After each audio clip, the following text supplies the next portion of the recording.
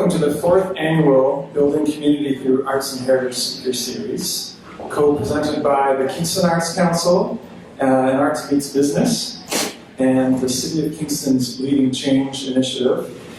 This speaker series is an opportunity to raise awareness and increase participation in our city's cultural activity. So tonight's discussion focus, of course, is the timely topic of Arts House. And since we've just opened wide the doors here to this beautifully renovated Tett Center for Creativity and Learning, right next door to the renowned Isabel Bader Center for the Performing Arts, this is just an exciting time for us, and it's a great time for us to talk and share ideas. And I think as our speakers will probably talk about tonight, opening the doors to a wonderful new center like this, there's a lot more work to do than just opening the doors and say, come on in. But I think we've done a pretty good job so far. Show of hands, anyone that made it out to the whole shebang, grand opening. Wasn't that amazing? It was so good, so good. And I think that is an example of, a lesson in itself of how we can make these buildings come alive, and thrive in very, grassroots and inclusive ways. And so that was a huge learning experience for me. All the people, Shannon and her team, that put this together, it was wonderful. And one of the memories I have of that evening, the day, was our performer tonight, Kyoko Ogoda. There was a taiko drumming component, and I don't know if any of you caught it, but there was one moment in the day of the grand opening, where there were drummers all throughout the building on these homemade taiko drums that Kyoko had made in various workshops that she's done on taiko drumming throughout the city. And they were all in Sasik rhythm. It was amazing. Like, they were all like, one of her students would be watching someone up the stairs, and they watching someone at the bottom of the stairs and down the hall, and the whole place was beating in one rhythm. And I thought that was a pretty special moment. And so we're excited to bring Kyoko to perform for us tonight. And, we've done it. The Tett Center is here. It's on the scene and in our arts community. And I think now the challenge is for how we continue to help this space feel alive in inclusive ways and thrive. And this will take a lot of work. Building relationships take a long time. And it's going to take a lot of investment in all of us. And I think one person that has been at the helm of making the vision become a reality, just with reference to some of the draft mandate goals of the Tett: enhance collaboration and collectivity, maximize partnership, develop role as a community-based hub. Someone that's really making this happen is the community engagement worker for the Tett Center. Her name's Shannon Brown, and I'm going to ask her to come up to the microphone to share some stories and what we maybe can expect from the Tett Center. And I think we owe her a big round of applause of our gratitude for all the hard work she's doing to make this place come alive. Shannon Brown.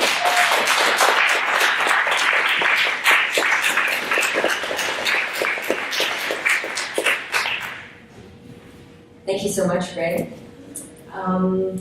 Yes, I'm Shannon Brown, the Community Engagement Coordinator. And I'd like to welcome you all to the Tett. I'm so happy to see you all here tonight and in this beautiful room, the Malting Tower. We're so lucky in Kingston to have this, as well as the Tett. And it's so exciting to have such a great audience here tonight and tomorrow to share and learn about all the amazing ways that we are building communities through arts and heritage. So let's be honest, an institution like the Tett, a $14 million arts facility, is an amazing and rare thing. Few cities have invested in the arts, such as ours. And we have a Tett. That's fantastic. And combined with our neighbor, the Isabel, something really amazing is going on the shores of Lake Ontario. Our mission is to foster creativity and learning in the arts across all arts disciplines, all abilities, and all ages. And as part of our guiding principles that Greg talked about, we want to maintain affordability while enhancing sustainability. And as a community arts hub, we strive to enhance collaboration and collectivity through strategic partnerships and connecting with each other. So how are we doing this? Our building is a home for 8 arts organizations, from traditional crafts to contemporary arts. And we even house Canada's only musical instrument lending library, Joe's Mill. We have here a large sampling of every artistic passion. Our newest members, the 8 artists who are housed in the Tett Creativity Studios, are a special joy, as these artists have applied with the knowledge that they would collectively contribute 40 hours a month towards affordable, accessible, and stimulating arts programming. That's an original experience, I think. Not a lot of places in Canada have that. So I'm very pleased to be able to program with those artists these 40 hours every month. It's been pretty amazing, actually. Every weekend for the last month, we've been offering free programming because of these artists. So we're also excited to have just received an Ontario Arts Council Artist in the Community grant with St. Mary's of the Lake Hospital. And this is to create and explore with the patients, staff, and community artists the theme of moving. So as you can see, we are expanding our creative reach outside of the Tett as well. So not just in the Tett, but we're moving out and bringing Tett programming to our neighbors. So many of you were here, such as Greg suggested, along with 1,500 guests for our grand opening, the whole shebang. This was a multidisciplinary, multi-sensory event which birthed this hub concept to life.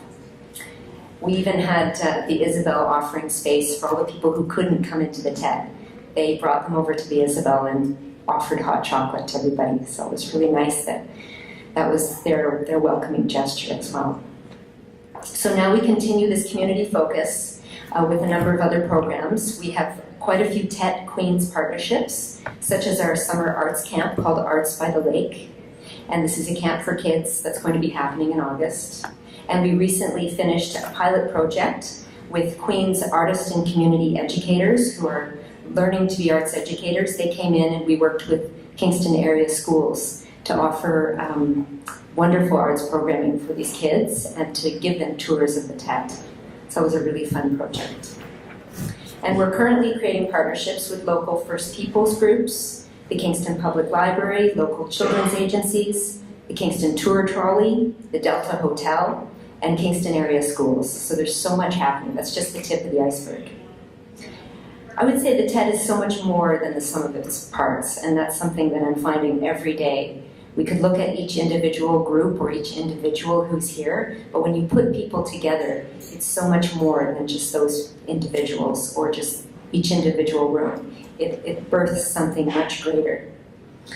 So this is a place to dream of possibilities and a place to connect with our neighbors and friends. And when we think about community art making, this is something that really stimulates the imagination and it nurtures a sense of belonging and mastery in art making. And it provides fertile ground for individuals and collective problem solving, innovation, and new discoveries about ourselves, each other, and the world. So something really amazing is happening on the shores of Lake Ontario. Welcome to the Tett and enjoy your evening.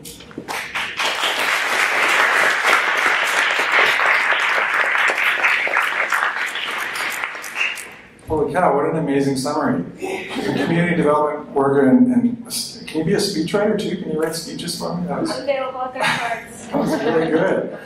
So without further ado, I'd like to move on to our keynote speakers this evening, and I think they're here to help us inspire us about the transformative potential of the arts, and discuss co-created arts initiatives that can connect artists and local communities to the world around us. Modern Fuel Director, who's in the audience this evening, Kevin Rogers, and Modern Fuel is just down the hall. They're in the process of putting a new exhibit in. Kevin was the one that first brought my attention to Musigetti's and put me in touch with Alyssa, and I'm really glad that he did. We determined that the type of work that they're doing is a great example of what we can strive for here in Kingston. And Musigetti's is a catalyst for ideas and activities that make the arts more meaningful to people's lives in order to promote healthier democracies and more creative societies. One project in particular called Heritage Hall and the People of Goodwill, which we'll learn about tonight from our special guest speaker, Marva Wisdom, on behalf of the Guelph Black Heritage Society, will especially shed some light on the social transformative potential of arts hubs. So please join me now in a warm Kingston welcome for our guest speakers, including Sean Van Sluis, Alyssa Firth Eagland, as well as Marva Wisdom. Thank you.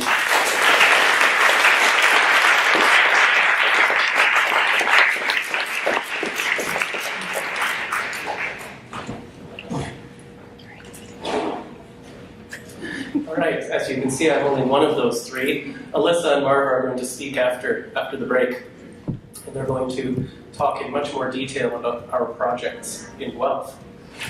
So I'm going to talk first a little bit about Musigetti's, what the organization believes in, how it came to exist, and how we're working a little bit in the world.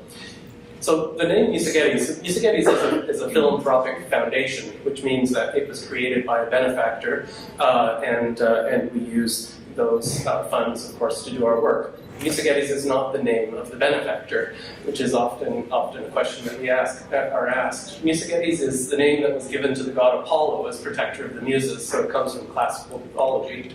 The muses, as you probably already know, are three.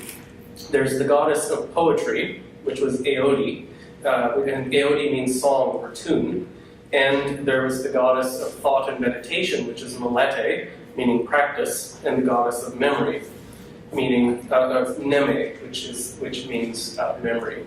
And so when we think about Musigetti's as being, in a sense, the name of protector of the muses, we try to take this to heart in all of our artistic projects, that they have a poetic or lyrical element, that they emphasize artistic practice, and that they are situated within particular historical contexts, within the context of the world that we perceive around us. The three muses are pre-Hellenistic. It wasn't until the Hellenistic times that they ended up becoming the 9 muses that correspond more popularly to the different disciplines in the arts. So practice, poetry, and memory are the fundamental components of the arts. Poetry is not just a literary term. Sorry, the microphone is kind of low for me, so I will try not to lean into it too much. The most revealing definition of poetry that I found is by Robert Bringhurst, a Canadian poet. And when he talks about poetry, he's talking about the arts more broadly. And he wrote that poetry is a quality or aspect of existence. It is the thinking of things. Poems are the tips of the icebergs afloat on the ocean of poetry. When you think intensely and beautifully, something happens. That something is called poetry.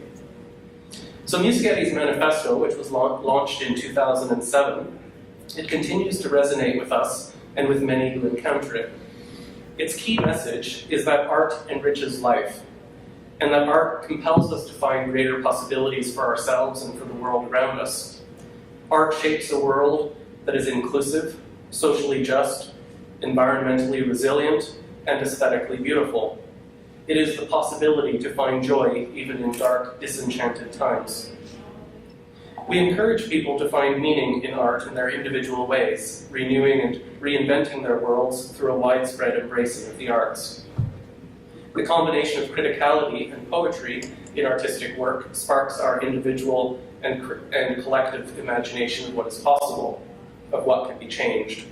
And then we can see momentum towards the betterment of ourselves, our communities, our societies, our cities, and ultimately our humanity. So our manifesto further talks about art as creating a space for thinking differently.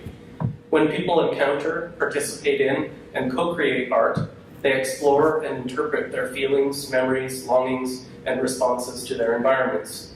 Something happens in this personal exploration, something that is powerful and instinctual. Our lives are a continual succession of deep engagements with the world. These experiences can disrupt our existence, transform our sense of self, and contribute to our perception of coherence and resilience. Musigetti's situates transformative stories usually within the context of artistic projects in cities, that contribute to our investigation of societal and global urgencies and transformations.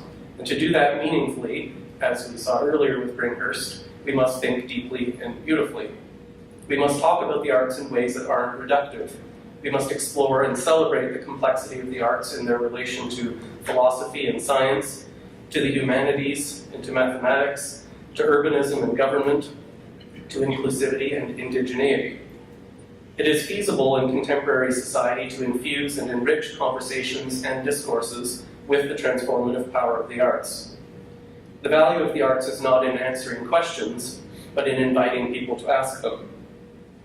But we've noticed that some of the most engaged political work is coming from Indigenous and queer artists who offer alternatives to our modern malaise.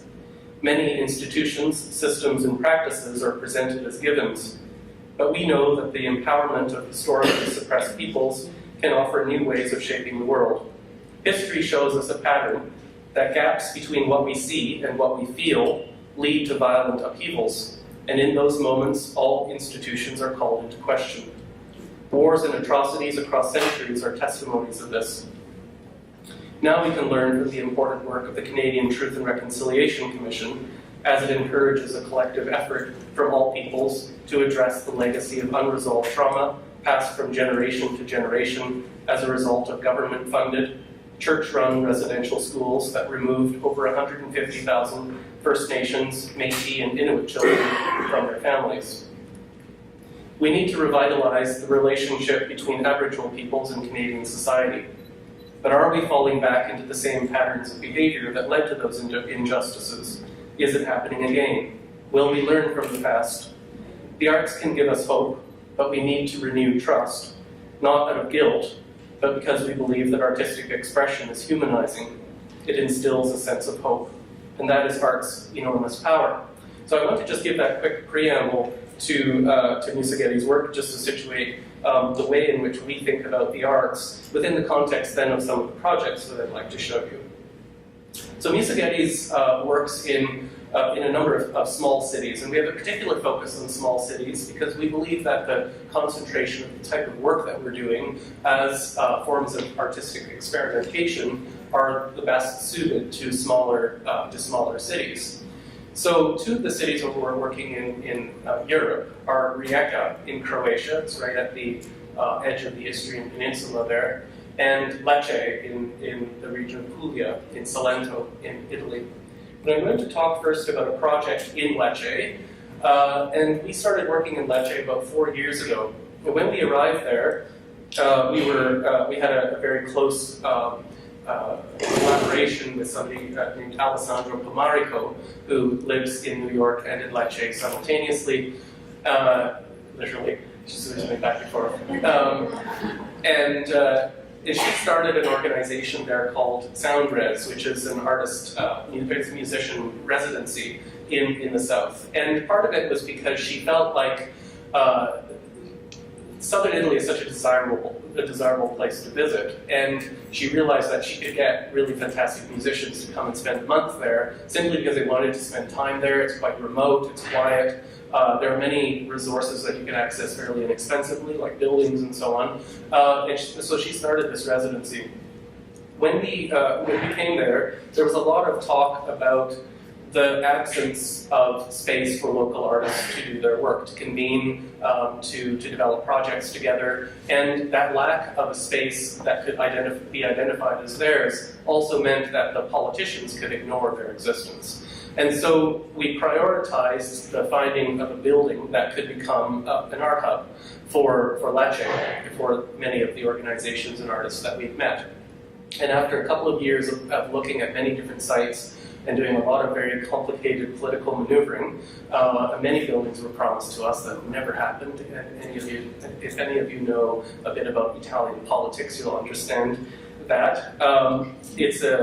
It's a very beautiful Baroque city. I'm just showing you a couple of those slides to give you the sense of this place. It's a city with serious it's actually more than a city, Lecce. The city of Lecce itself is 100,000 people, but it's situated within a region, within the province that's also called Lecce, that has 99 other small villages. So it's a very rural, urban kind of dynamic at play there. And there's very serious environmental degradation due to industry and so on. Economically, it's quite depressed, but there's always a kind of upbeat enthusiasm, and there's a sort of can-do spirit also among young people who are developing their own initiatives on alternative agriculture, biodynamic farming. People are returning to the south to start these kinds of small businesses, wineries, and so on.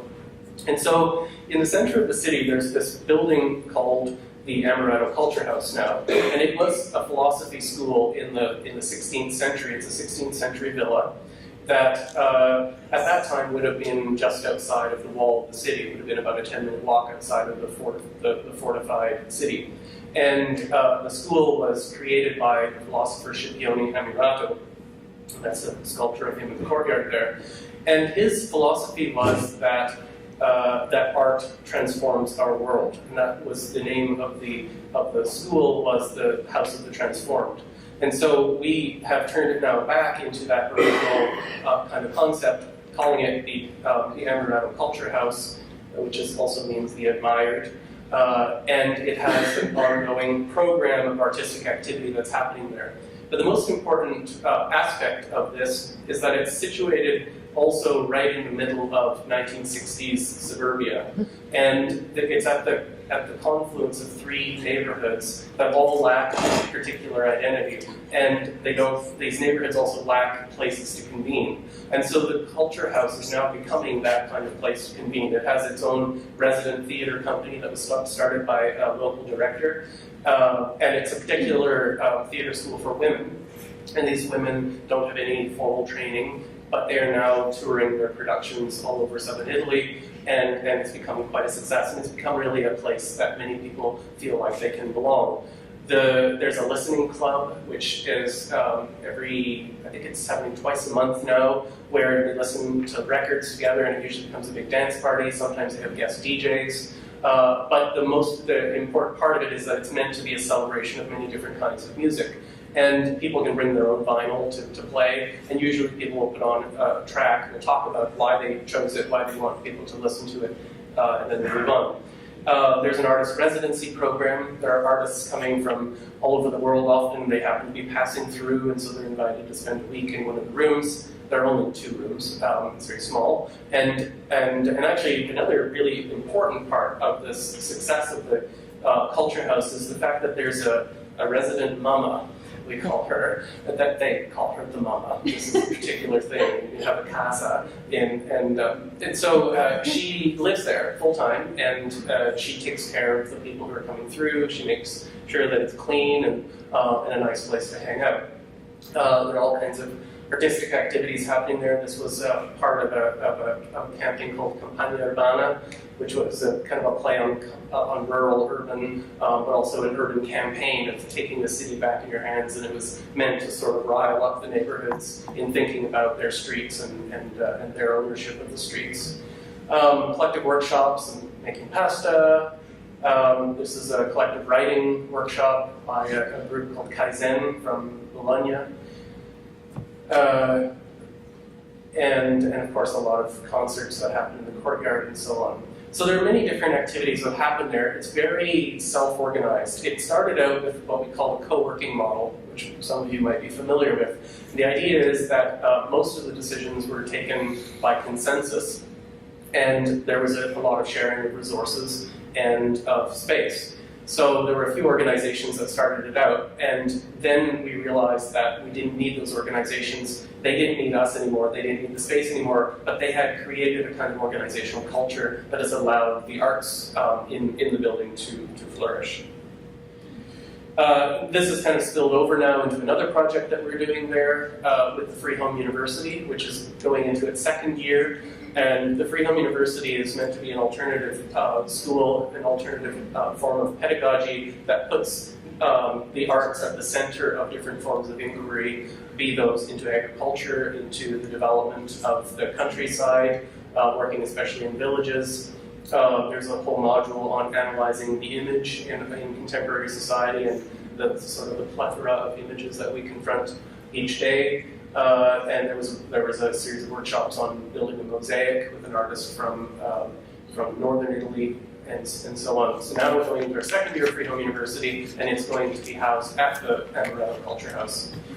And so this idea of the university site is quite dispersed out into many of the villages around as well.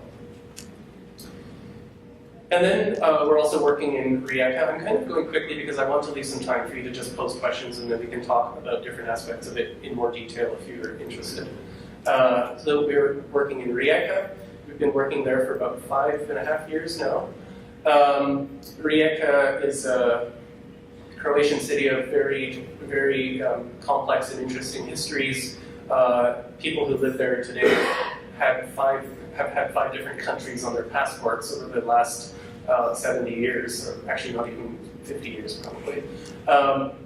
And Croatia is also very economically depressed. There's very serious unemployment.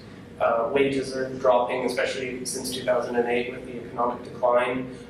They just joined the EU in 2013, and of course now they're seeing the increasing privatization of a lot of their industry. The train station has been laying off a lot of the railway workers have been laid off.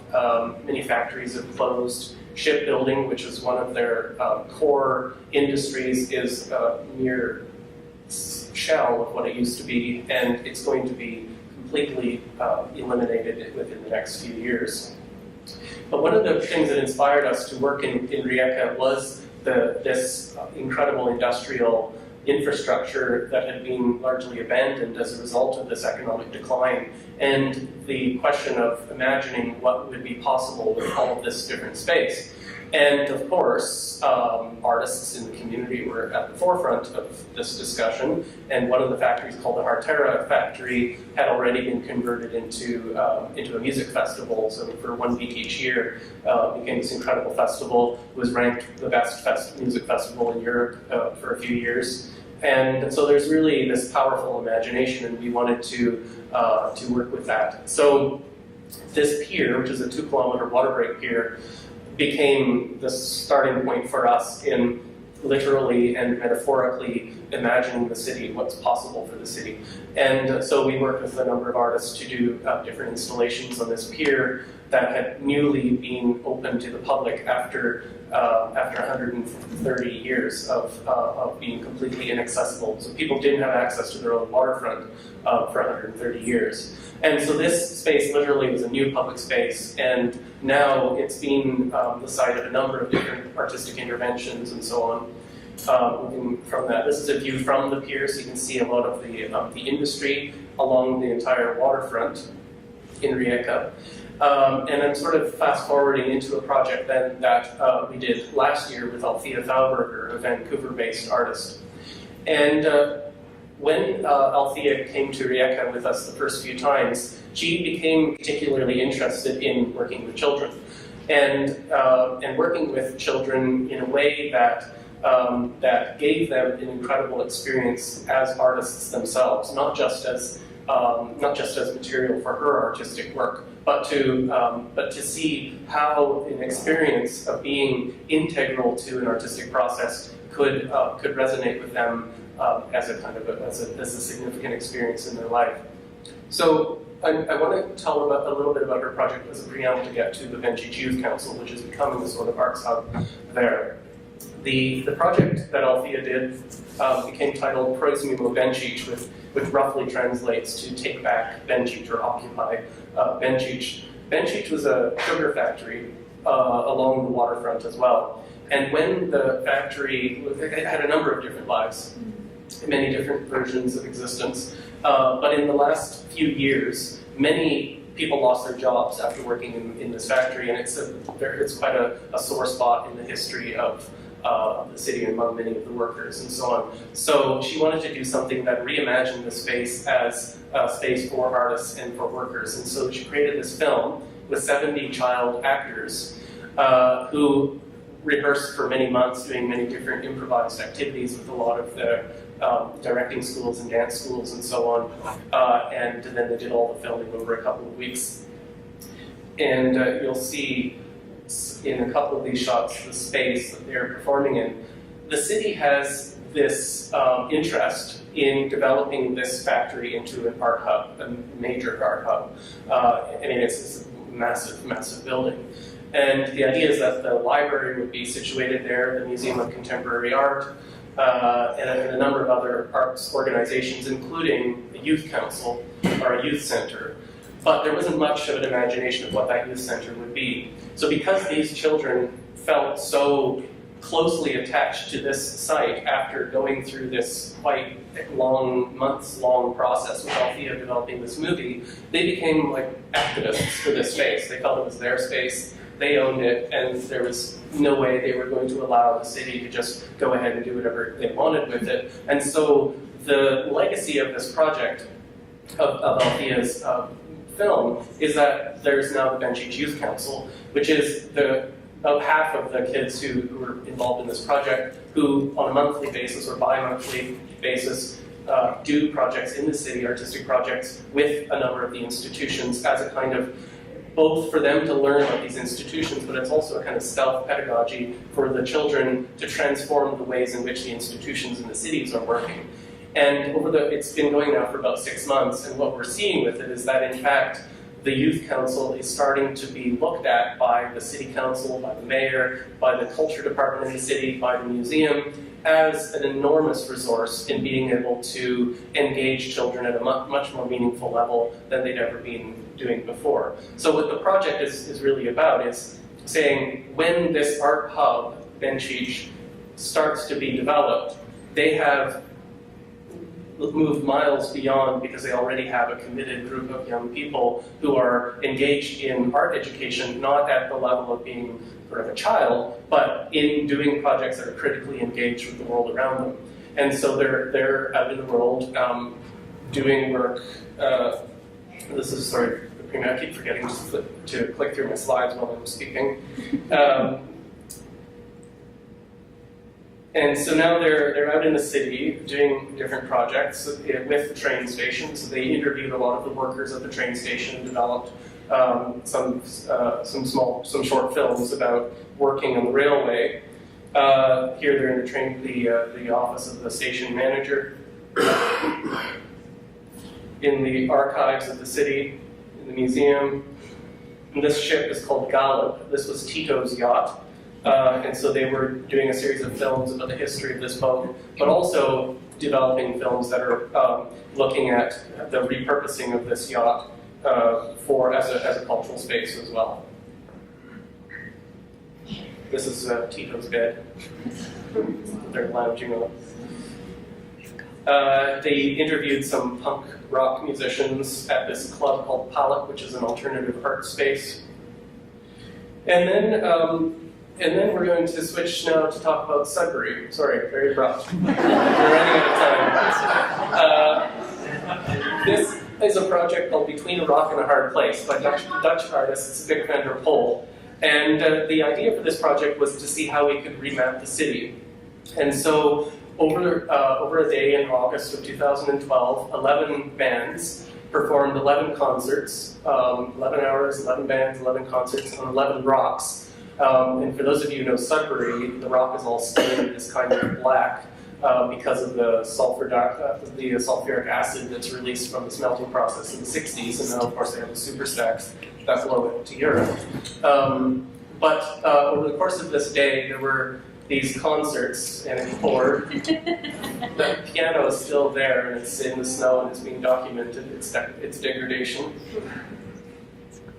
So there were many different forms of music. There was a string quartet, there were rockers, there was an experimental ensemble, pop, rock, indie music.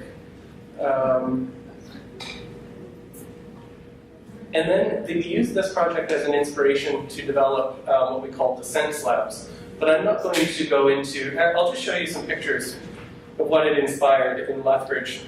We're looking at the specificity of place in Lethbridge, Alberta, and we developed this pedagogical tool that was looking at how we make sense of the world around us, how we find meaning from our artistic experiences. And so as a group, we took this piece of red fabric onto different sites throughout the city, contested spaces, wasted space, unused space, overlooked space, and had tea parties and picnics. And then created a series of postcards that explored the site.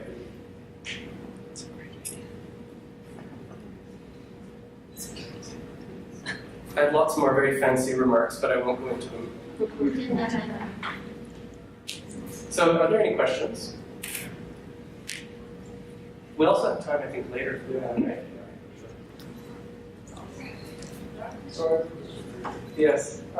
so you say that you talk about these cities and going into these cities and working there, and I guess my question is, first of all, are you invited in, or do you sort of choose to go there because you have a connection, or how does it actually happen? And I guess, and also, are you self-funded, or are people giving you money when you go to these places, or how does that work? Yeah, so it's a number of factors that come usually into play simultaneously. So in 2008, the board, this was before I was there, the board convened what we call a cafe in Barcelona, and one of the guests there was the Minister of Culture for Croatia. And at that time she said to the board, you guys should really consider coming to do a project in Croatia, in one of our cities, because if you're looking for places that are undergoing some kind of transition, well, Croatia is transitioning. So there was an invitation. So when I came to the organization, I decided that my first thing should be to travel to Croatia. And did that and visited with some of the cities there, met some of the city councils, the culture departments, and talked about what we were wanting to do with artistic work in cities, and to see if there was an interest among them of collaborating with us in this way. And the cities responded in different ways. One city that we talked to couldn't stop talking about tourism and how important tourism was to them, and we weren't interested in tourism, so it was kind of, okay, we know you're not the right one. But in Rijeka, they were really honest with us. They told us more about the troubles that the city was facing, and there was a very genuine desire on their part to say, yes, let's experiment with the arts. Let's see how powerful the arts can be in sparking people's imagination for what the future could be. And so we felt that was a really good thing. So yes, we put ourselves out there and then waited to see if an invitation would come back. In terms of the funding, we're self-funded because we have a benefactor who created the foundation as his philanthropic project. So we don't depend on funds from the cities where we're working in. However, we are very keen to see the sustainability of the projects beyond our immediate presence. Are there opportunities for people in other communities such as Kingston to get involved in the project? So right now, one of the things that we're looking at is to see how we can expand beyond the 3 core city-based programs that we have, Lecce and Rijeka and Guelph, which you'll hear a lot more about Guelph from Melissa and from Marva. We want to become more of a voice for why the arts matter in the world, to be positioning the arts more fully for their transformative potential in the ways in which the arts can move us beyond sort of rational ways of construing the world to being more imaginative about it and not be obsessed with the economic value of the arts or talking always about well-being and happiness indexes and so on. So the way in which we want to open ourselves up a little bit more to the world is to invite people to work with us on that aspect of our organization. We don't have enough capacity right now to be able to do artistic projects in other cities than the 3 that we have right now. That said, though, we think things like the Tett Center and so on are fantastic places where these kinds of projects can develop, and so we're always interested in seeing where there are ways to stitch things together. That's my roundabout way of answering your question without saying no. Yeah. Sorry, I don't know what the order was. People were someone behind. There, yeah. Both Lecce and Rijeka, they have a strong method with histories. I like community centers, Festa del where they actually get hold of abandoned spaces in Italy and transform them and organize. I saw these things in the early 90s. Yeah. So, what happened in Lecce that the local organization stepped out? There was no more capacity to organize these things. They waited for Mossages to come in and occupy this palace. And in the Ika, right, they have 40 years of communism, right? And they have community centers strong. What happened there? Well, in terms of Croatia, the community centers largely don't exist anymore. A lot of them really disintegrated, or were actually so strongly attached to workers' unions. And when the workers' unions all collapsed, of course, their cultural centers did too. This was the same in Sudbury, right? Mine Mill Hall, had a budget of $100,000 a month to spend on programming in the '60s, which is absolutely insane. Wasn't it 100,000? We saw some stuff in the archives like that. In the 1960s, $100,000 a month to do the purchase of programming is incredible. So yes, a lot of these things did exist, and by no means is it a new thing. But I think also it has to do with the fact that the resources just don't exist anymore in many of these places in Europe to develop these kinds of projects. And we're also fully aware of the fact that sometimes we have this sort of powerful stranger effect, in the sense that when you come in from outside and you want to do something there, then everybody sits up and pays a little bit more attention. And because we're not Italian, we could cut through a lot of the Italian political bullshit, and there's a lot of it. Like you say with the mayor, they want to offer you the world and on all this, but when it comes to writing a contract and signing it, then suddenly there's all this hedging and such. We were given the building of the Emerald Culture House verbally, 2 years ago, we've now been working, and it was promised to us for 7 years. To this day, no official piece of paper has yet been signed by the mayor or by the city council promising us the building. It's supposed to be this close. We're just trying to figure out now who's paying the electrical bill, because they were supposed to be, but now the city doesn't have any money. So if it, but we feel secure with the building because the mayor is so committed to it. And we also have learned via our partners how to manipulate these political situations, because if the city council suddenly didn't allow that space to continue being what it is, they would have an uproar from the neighborhood. So, we can also play some politics that way with them. And they love to co-opt good projects. The next election will be, have a culture house was my thing, and I championed it, and now it's there. Look at me. Mm-hmm. Is there anything? Yes. Do you have staff in those two cities then, who are kind of on the ground? We don't have staff, but we have people who collaborate with us. Either they're paid to do that work from us, or they're already in positions where they are able to contribute to it of their own work. So, yeah. Is that time? Or more questions? Okay. What's the question? I just have one question. Just how we were talking about a board. How many employees are there? And are you all artists yourself, or are you advocates here for So we have a board of 3 members, and we have a group of founders that's 7 people. And they all sort of work as a unit. And then as staff, there's 4 of us in the office. Actually, there's 4 of us in the office, but we have 1 more person who's an intern based in Toronto, so that's 5. And then, yes, we have these people paid on contract and so on. And what was I'm an arts advocate, I guess. I'm trained as an art historian. Alyssa's a curator. Danica is really in project development and working in communications. Amy is our finance director. So, yeah. But no, I don't consider myself being an artist. I don't speak aggressive.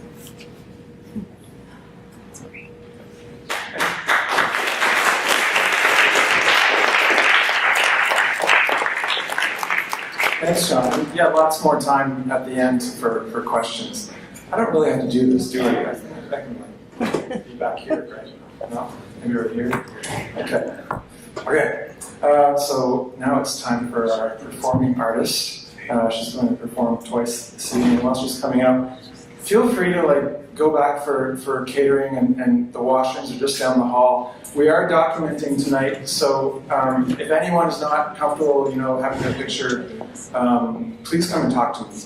We're both documenting by Leanne Bellamy, who's doing our video, and Bernard Clark's doing our photography.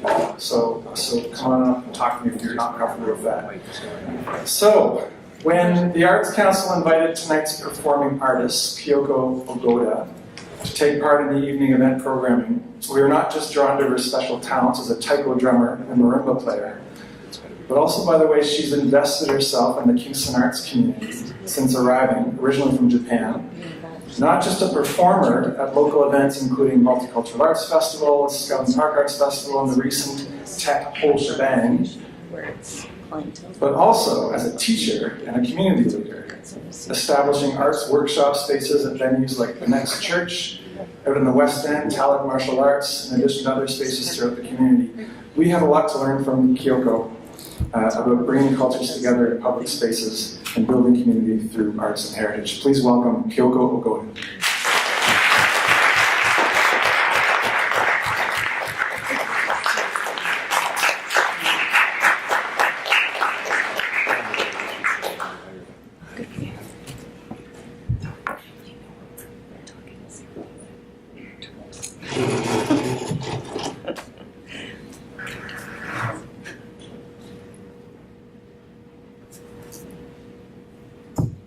Guru Sapo. Oh.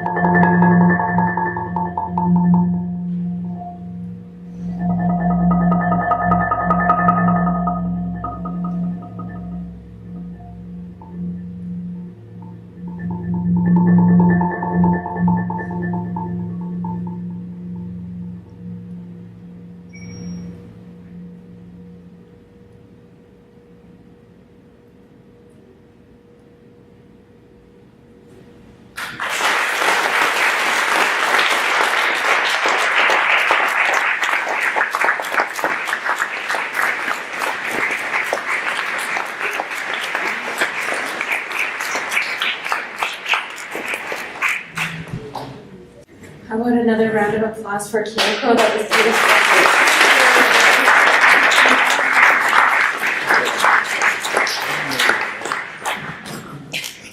beautiful. So my name is Alyssa Firth-Leland, and I'm very happy to be here tonight. I'd like to say a hearty thanks to Greg for making this all happen, and thank you all very much for welcoming us into your community. There we go. I'm going to talk about how Music Eddies works in Guelph. There we go. And you didn't want to see that horrible slide. I'm going to explain why I had that up. I'd like to think through a few definitions of community with you, since we're here to talk a bit about art hubs and art and community. I'd like to read a little bit and then go into two projects in a bit more detail, and then round things up by inviting the incredible Marva Wisdom to talk about her work with us. So Music Eddies co-creates artistic projects in communities with artists, and usually that happens in public. We work with a lot of various kinds of artists. We don't have a particular medium we stick to. And these artists devise artistic projects, sometimes we call them containers, with input and guidance from us and the communities that they work with. And the art is created through this process, but it also becomes a creation space. So in some of our most powerful projects, new communities actually form through the project itself. I want to say a little bit about community art and then international contemporary art, these two labels that we have. International contemporary art has this reputation for often being very esoteric or elitist, a little bit too self-referential and opaque to be appreciated by most people. And on the other hand, community art is often too simplistic. Sometimes it can be even trite or imprecise or technically not very well refined. Music Eddies works very hard to reconcile these seemingly rival conditions or these seemingly rival considerations within artistic process to reach that area of poetry that Sean has described. So we work very hard to create a solid work of contemporary art relevant on an international scale, while also treating the art itself as a creation space within which the communities can enjoy, contribute, challenge each other and us, and they're full collaborators, so they stimulate and learn from each other at Music Eddies. We approach our work with a lot of wonder and a mix of eager inquisitiveness and trust in the process, and we're curious about what results from this equal commitment of both ideas of our selected artists and the communities in the heart of what they want. So art can be defined very, very broadly. The definition of art that I'd like to leave with you tonight is that art is anything that is possible, but not only. And that's something that was said by Claire Fontaine, the Paris-based collective. So with that all-encompassing definition of art, why don't we ask ourselves, what the heck is community? So I did an image search. I like to start with counterpoints to figure out what I'm working against sometimes. And the mass media visual representations of community that we're given through Google image search are pretty terrifying. What does this tell us about community? I'm wondering if anybody would feel comfortable yelling out a few descriptors here. What are we seeing? Color. A lot of color, yeah. Yes. Red, yellow, green, blue, bright colors seem to represent inclusivity and difference. There's a harmonious quality to some of these pictures. They're circular, they're hand-holding, there's touching. There's a bit of a football huddle happening in the top left corner, I don't know why. Collaborative problem solving seems to be on the mind of these beings that are not really human. Victoriousness is hands up in the air. I don't know, that one's the most interesting. It's paper cutouts. I like that one the best. It looks a little bit more political than the others. So unlike the homogenizing term, the general public, Music Eddies uses the word communities in the plural to describe those who we engage with. This is a snapshot of my Music Eddies notebook over about a 2-month period last summer. It's about dozens of meetings, ideas, questions that came up through various production processes. And as I read a little bit to you, I'd like you to scrutinize the unreliability of my lines and how this changeability might be a perceptible counterpoint to the smooth edges of those community cutouts that were dancing around that we had earlier. So, there's not one community for art, but many. Specific and multiple groups are actually living social cohesions made up of hot-blooded individuals, each with their own histories and experiences. Not every group will be touched by art in the same way. You're not a general public, that's not why you're here. You're here because you're drawn together by the topic that Greg has proposed for us to consider today, art, community, and art hubs. Community is a noisy word uttered often and in the service of many, many different agendas. It get used by a lot of different kinds of people. It's a word that vibrates with expectations. It's shorthand for complex understandings of how humans express their being together by being together. When I handwrite the word community, the C and the O are followed by a flow of vertical and diagonal lines that are connected together until they smack into a T and a Y. What happens in the middle is a messy placeholder for uproarious, riotous potential. Inside the community, the possibilities are limitless, and words like community, which are so burdened but with meaning and hope, call for definitions. So let's confront jargon and buzzwords, so misused and rendered meaningless, much like a word written so often it starts to look like a scribble. It's almost like I stopped caring what the word looked like because I used it so much. Communities like the ones here tonight are beckoned into being. They respond to needs, expressions, opportunities, or sets of conditions. And this is a structure of belonging that will shift over distance and time.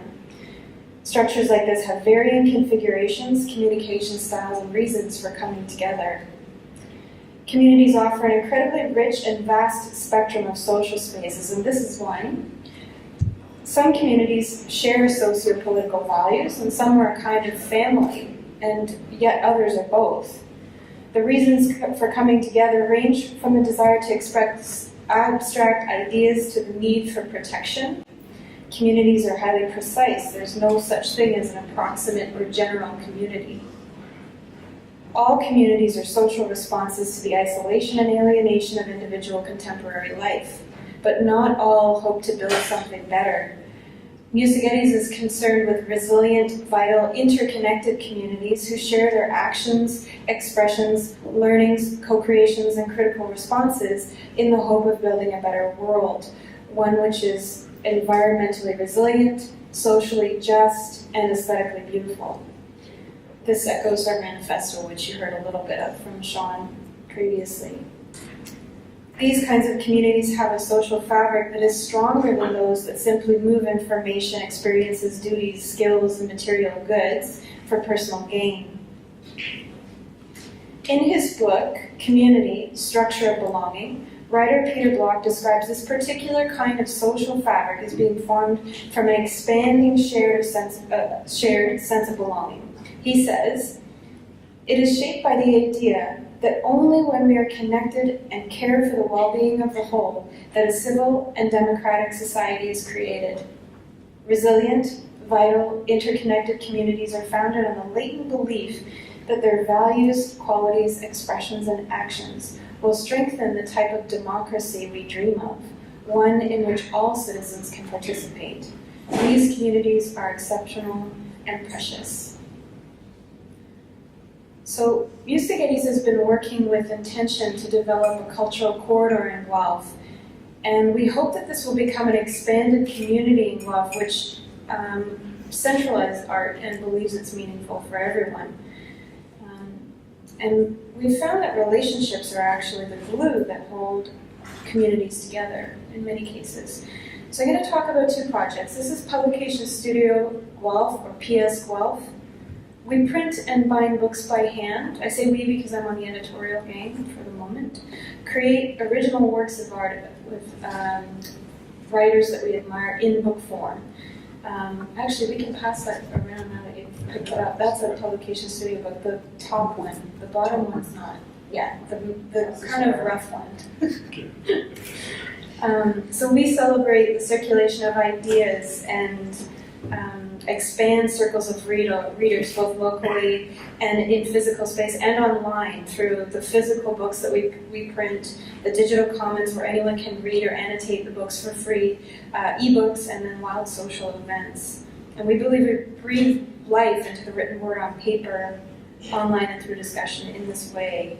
You can walk into our storefront at 46 Essex Street in Guelph, and kind of like a bakery, you can order a fresh book. So we will make it for you right away. Every Saturday from 11 till 2. We're a member of a network of studios throughout the world: Boston, Bordeaux, Los Angeles, Malmö, Oakland, Portland, Maine, Portland, Oregon, and Vancouver. And we engage in ideas and making with various communities. This is some custom notebooks that we've made. This is Isabel, one of our dedicated volunteers. There's another custom book. A homeschool class, which was hosted. We printed their stories and bound them for them. A potato printed Christmas paper. This was a special edition.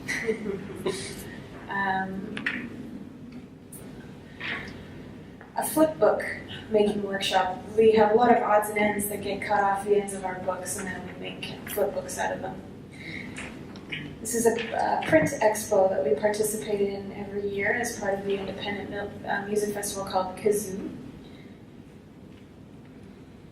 We make badges for our volunteers, really fancy ones.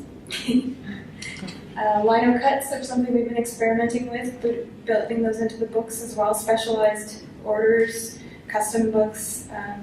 We've done a rebinding book, so if you wanted to find a new life for your Mark Twain edition, spine's falling off, we can help you with that. We do paper making workshops as well. And this is a service job that we did for Freehome University, actually. So Sean was talking about Amarado Culture House and Freehome University. These were notebooks that we took to Italy and gave to all of the participants, all of the fellows and the mentors of Freehome University. And we've published 5 books since June 2013, pardon me. Pop Art Poem by Jesse Harris in Toronto, San Guelph by lovely David Knight in Toronto, in Guelph. The Omen, which is a Gothic novel by Guelph's founder, John Galt. Improvising Freely, the ABCs of an Experience, which is being made here by the translator Karen Gould, and the author's name is Lee Kwan Nin. He's not visible, but that's our volunteer coordinator, Steph, holding the orange book in the back. And we've also been working on Model Minority most recently, and I'll come back to this book later. Typically, the books are made by hand using very simple tools, along with the author in the studio. So the authors are taking pictures here of myself and one of the other editorial gang members as we're building the books. They assist with the production process, both to get a sense of how it all comes together, but also because the labor actually really helps us to make the books cheaper when the authors help out. So this is Model Minority, which is an assemblage of readings, articles, ephemera, and archives discovered and created from Gendai Gallery's year-long programming series issued under the same name, Gendai Galleries in Toronto. The readers are invited to unpack and construct the idea of a minority and to consider more critical and radical multiculturalism, which could offer alternative histories to our settler colonial legacies. This is the finished book. You were looking at a trimmer before that. So relationships, again, I said they were the glue that hold the community together, and they really are. If you imagine the glue in the spine and how it holds all the papers together. This is Tom King. He's a very well-known and fantastic Aboriginal author, radio host, and broadcaster. And he's quite obviously also a volunteer at Silence, which is the home of Publication Studio Guelph. So here he's pulling espresso shots. And I put this up because I think it's important to show how different people take on different roles, and everybody pitches in.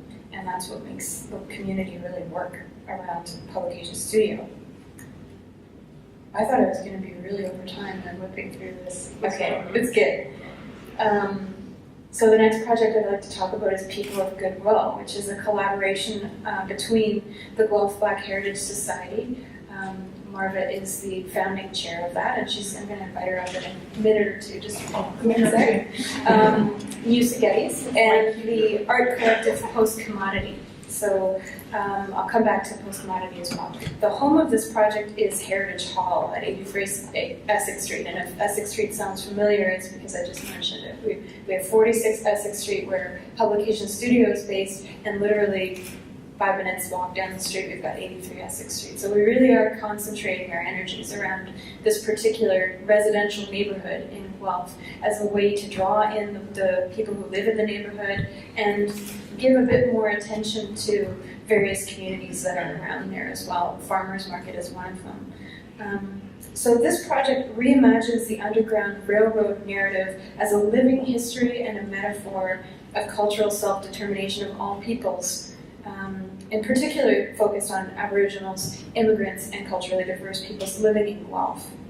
And historically, Aboriginal people helped newly emancipated slaves as they arrived in the north. This project fosters a creative alliance between those groups.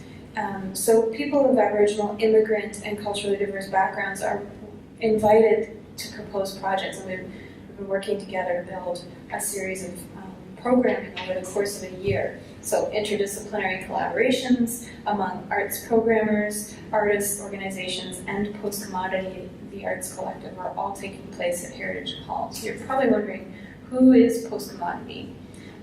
They're a group of 4 different artists based in the Southwest United States. They all come from different tribes. So they are Pawnee, Kiowa, Lenape, Cherokee, and Navajo. And they work together and build upon their own histories to share new approaches to their work. They make a lot of media-based work. They do a lot of sound-based performances. This is also taking place at the same space that Publication Studio is located at.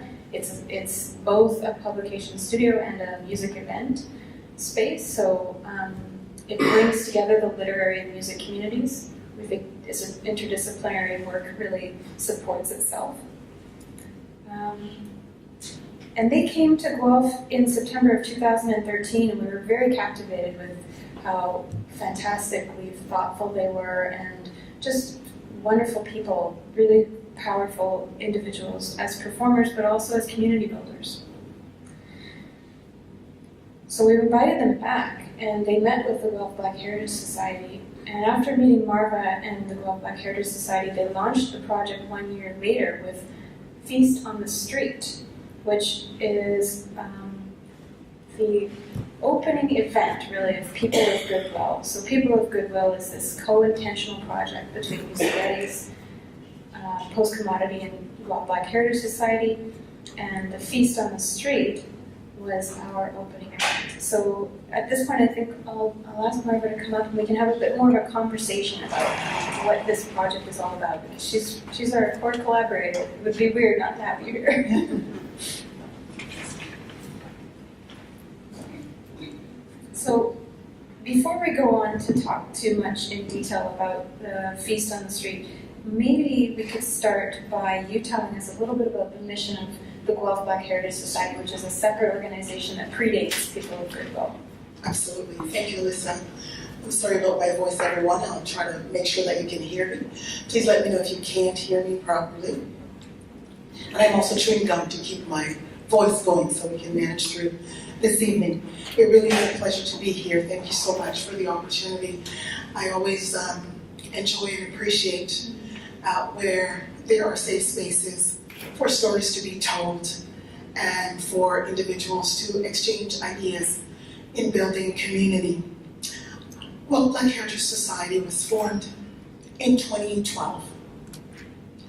It was formed with a group of individuals in our community when a church associated with the Underground Railroad was up for sale. The Underground Railroad, as you know, is quite significant in Canadian history, indeed in history, around slavery. How many people saw Book of Negroes? A few of you had a chance to watch that. Well, although we were not an Underground Railroad terminus, this church, we were indeed a safe haven for emancipated slaves and certainly for abolitionists. This building is called British Methodist Episcopal Church.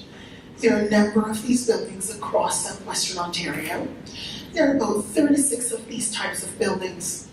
And I'm going to say buildings as well as parsonages and cemeteries. Those are the three things that make up sort of the legacy, and you might say the heritage of the Black community. Within Guelph and Wellington County, where I'm from, leading up to the 1920s, about 20% of the population was Black. And that's something that I learned when I started heading up, trying to get this building. This building went up for sale, and went up for sale I think in late 2010, close to 2011. And we worked for a period of over a year. Thank you, Greg. Greg is not trusting that this voice is going to hold out, but it's going to hold out. I'm willing it to hold out. And so when I said there were 36 of these properties, they were down to about 10. And the reason for that is that populations moved away from areas, and the area spans from St. Catharines, Niagara Falls, Brantford, all the way through, and I'm sure there's someplace in Kingston one here as well coming east, but going south all the way down to Dresden, Chatham, Windsor, and all of those areas. So we're going to say New York to Detroit, and that formed, I'm going to say, part of the Underground Railroad passage for southwestern Ontario. And the BME label, British Methodist Episcopal, the church name was changed from AME, which is African Methodist Episcopal, because if you were an escaped slave, and if the person was a slave owner and they were chasing you across the border, because religion was so important in a slave's life or any human being's life back then, they would find you. Where would they find you? Can you guess? The African Methodist Episcopal Church. That's no hiding place. So guess what? No matter where you were hiding, you would be found. And so Britain emancipated its slaves earlier than North America, of course. And the Brits allowed the name to be changed to BME so that there can be some hiding or some safety. And so this building is one of 10 that's left out of 36 properties that were owned by the BME of Canada. And the reason why they have been dilapidated, certainly communities have separated, individuals have moved away, but as you know, churches no longer, most churches nowadays, can't be sustained by people attending, by their population, by tithing and collections and everything else. Money has run out, and of course municipalities in most cases are not able to maintain them, and populations have gotten older. And so this was one of those spaces that went up for public sale. There were about 40, more than 40, close to 60 individuals who were interested. It was whittled down to about 40, and then down to about 10, and then down to about 6. So it was very competitive, the number of people who wanted to purchase this property. We knew that this kind of heritage was critical and important to our community, to our future. And although there was not a formalized Black organization or any other organization for that matter who could purchase the building, we knew we had to find a way to make it happen, because the story was going to be lost. It would have been one of those other 20 that disappeared the way this one was disappearing. So we spoke with the community, we built a case, and we worked very hard, and we're very fortunate for the community of Guelph because we were successful a year later in acquiring the space. And so it is now called Heritage Hall. And our mission is to restore and maintain this historical building for a community, cultural, and spiritual gathering space, and to promote Guelph and Wellington County's space in the rich history of Canada. And that's what we're working to do. And so that's part of why People of Goodwill Project has been so important to us. And I know that Lisa has some questions for me. It's going to rest my voice and perhaps allow you to hear some questions from her that you might have in your head. and then we'll share a little bit about how we've moved this forward. Will sound up okay? Greg? Don't go away.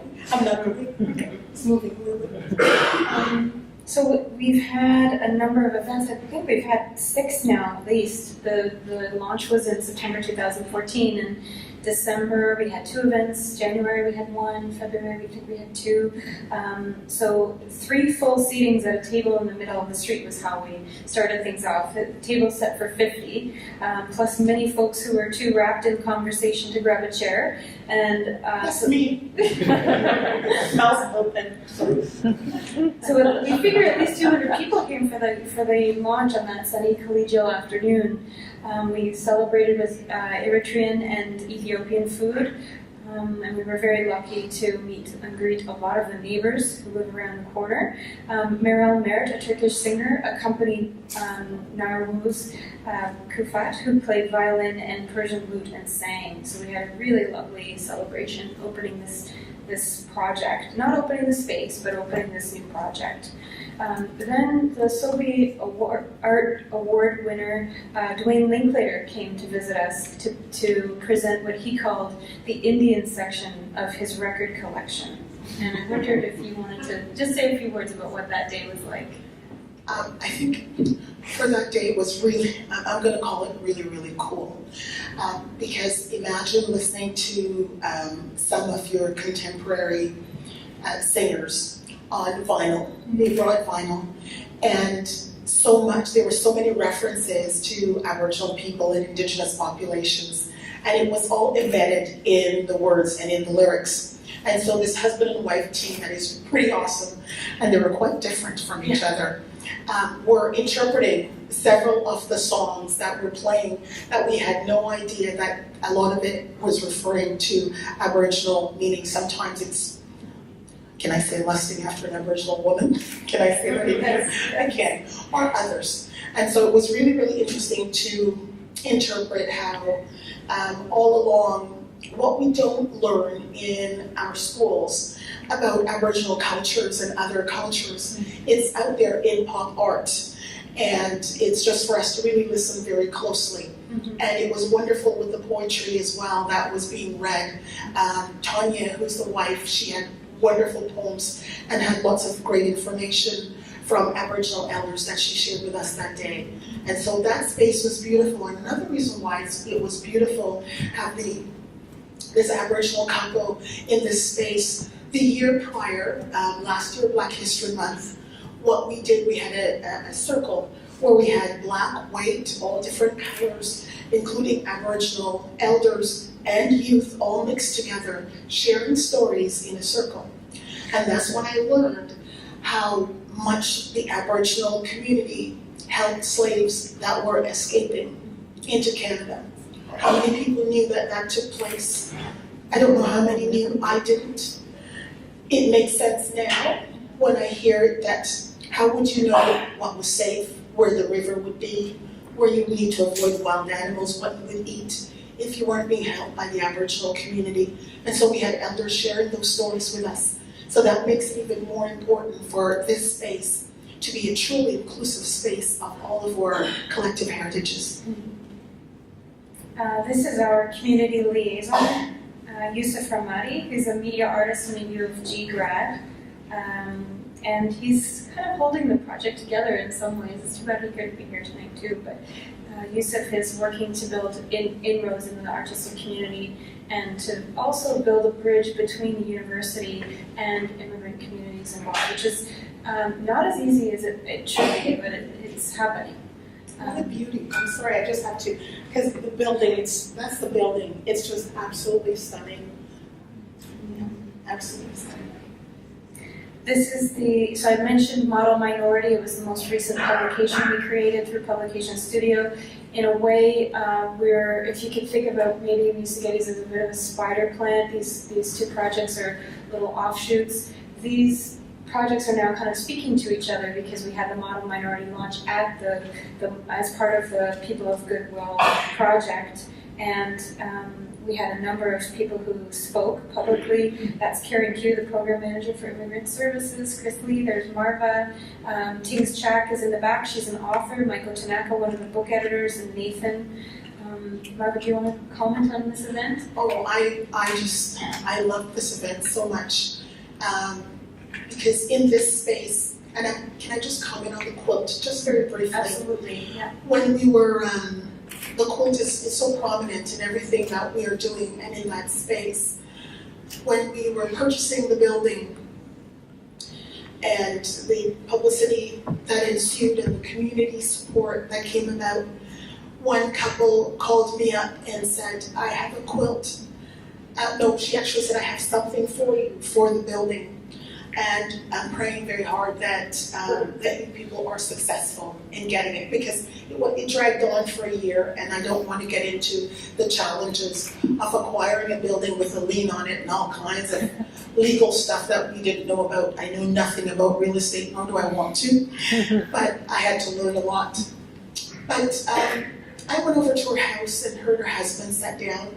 We had tea and fresh baked cookies, and that was nice. I like to be fed. And she started sharing. She brought out a box and she said, they have a grown daughter that's about 30 years old that's been in a home, and she's been developmentally challenged. She was born developmentally challenged.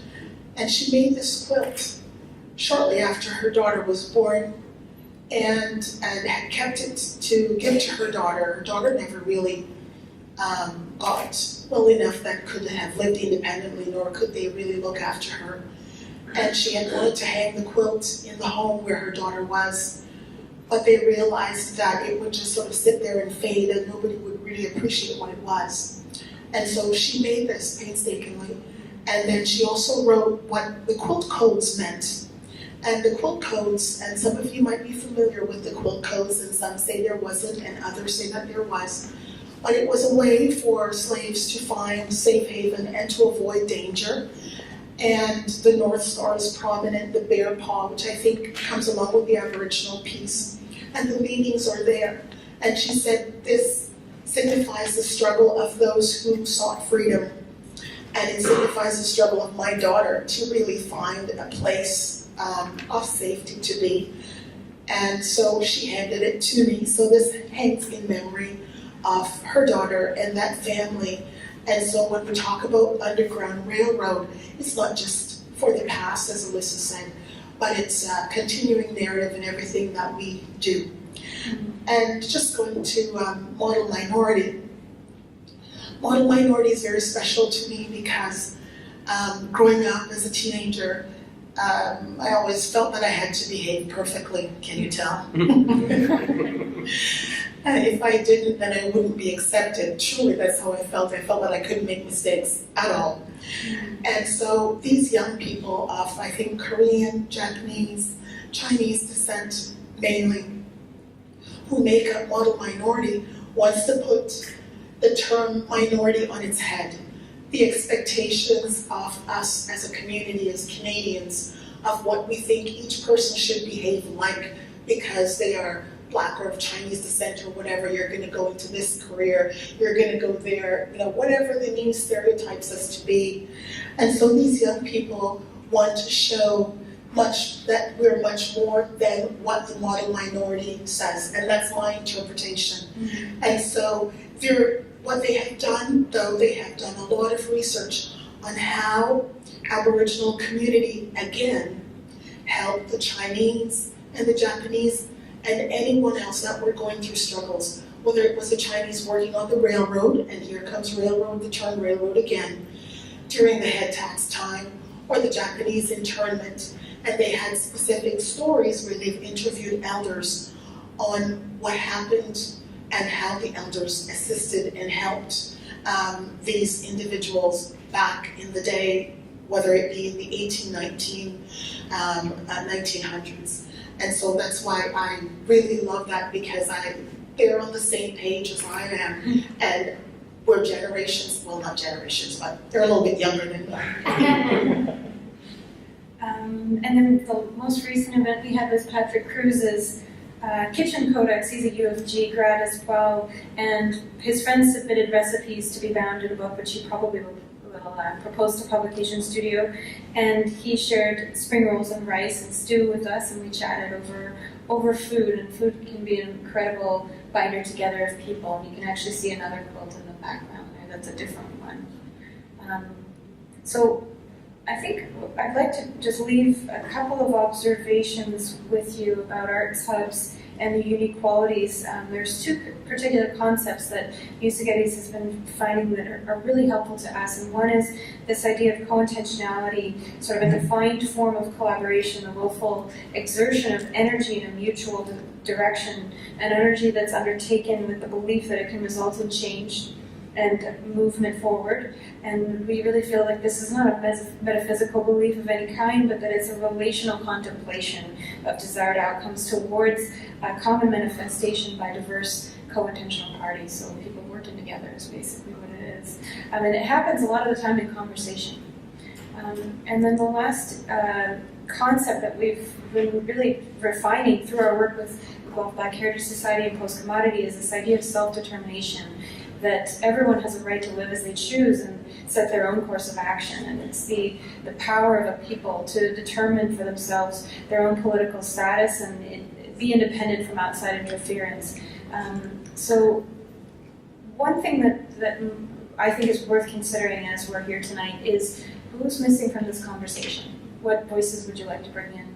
And as you're moving forward with your work here, I would like to leave that with you as something to consider. So thanks very much for having us.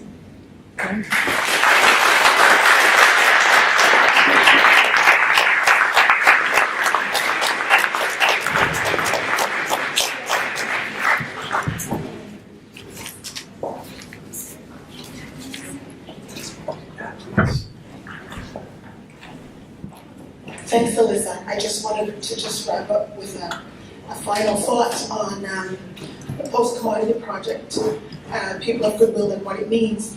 And what People of Goodwill has allowed Heritage Hall to do is to really broaden and amplify our voices to the community. We have over a dozen community organizations that's involved in People of Goodwill, and that includes Guelph Arts Council. And that means they have to develop programs with us, and they work with us to ensure that the space becomes sustainable. But what I want to say is that I feel that we're not only unearthing the heritage value of the building and the stories that have not been heard, the contributions that in most cases have not been acknowledged, but we are in parallel, we are unmasking the intersectionality of all of our heritages.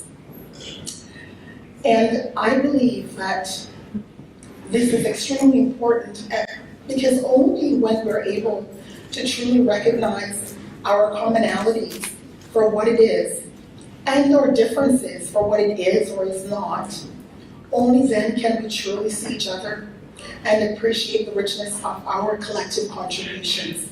And I say that from the voice of an immigrant child that's always searching for a space to belong, and not only till I got older, that I started feeling much more comfortable in my own skin. And so this space is important for all, whether immigrant or not, to find a home. And so I find that the arts is, with the cultures that we talk about, the stories, the music, the expressions, it's the only true vehicle that can do that. And I think everything else can be easily manipulated. The arts is a great equalizer. And so the opportunity that People of Goodwill has given, the opportunity that we have to develop our own within Guelph Black Heritage Society has been critical and has been important. And I think what you're doing here is important work. And this conversation is important. And I encourage you to continue with the conversation. Thank you.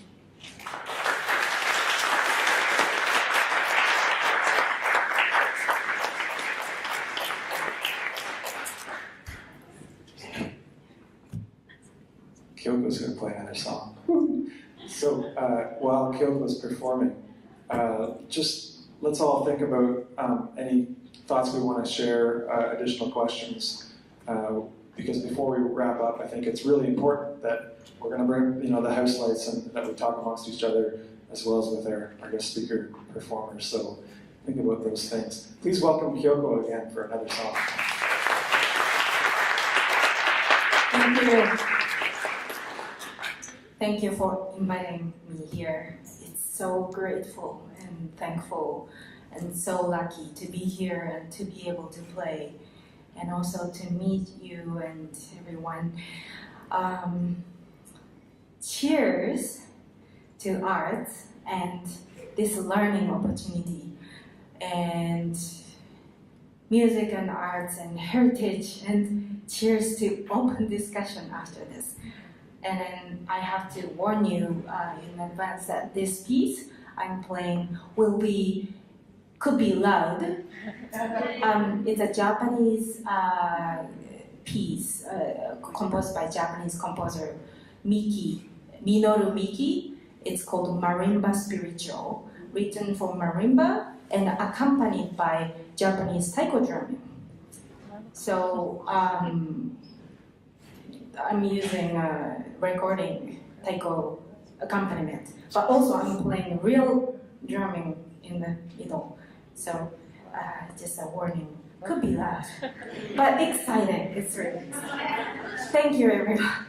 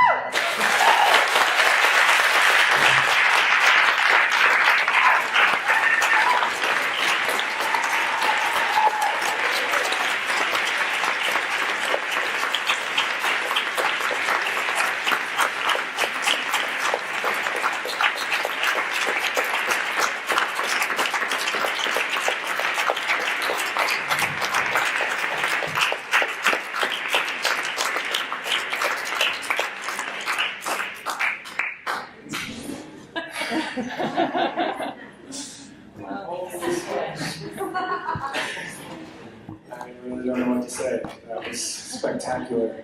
Can we just thank Kyoko again?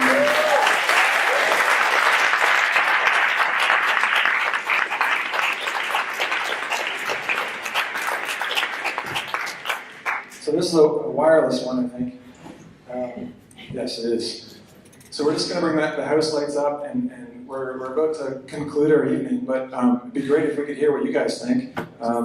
There's a wonderful mix of people here throughout the Kingston and surrounding area, and I know from the discussion I saw a lot of parallels with Kingston and stories that we have here. Something that popped into my mind were that's like On the Wall at Douglas Fleur Park, or that's like the Alexander Henry, or like all these like parallel universes going on here. So I'm just going to ask people to either share something or a question, but try to keep it brief so we can get as many people talking before we wrap up. I guess before 9:30 anyway. What time are we at now?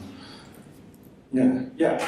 And if you have to sneak out, no problem, and please help yourself if there's anything left back there. But and I know Ruth, you wanted just to say, I don't mean to be on spot right off the bat, but you had some things that you wanted to comment that relate to tonight. I would love to. Thanks a lot. Introduce Thanks, yourself. Bryce. Yeah, you don't put me on the spot. No worries. I'm Ruth Nordegrath, and I work for the Kingston Community Health Centers. And my specific focus is the Immigration Partnership, and I actually saw some familiar faces on your presentation in Guelph. And first of all, and I try to keep it short, no worries.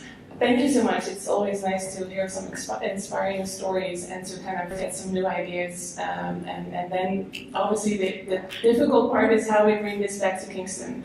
And I just wanted to share some things that we work on and some takeaways and an open invitation.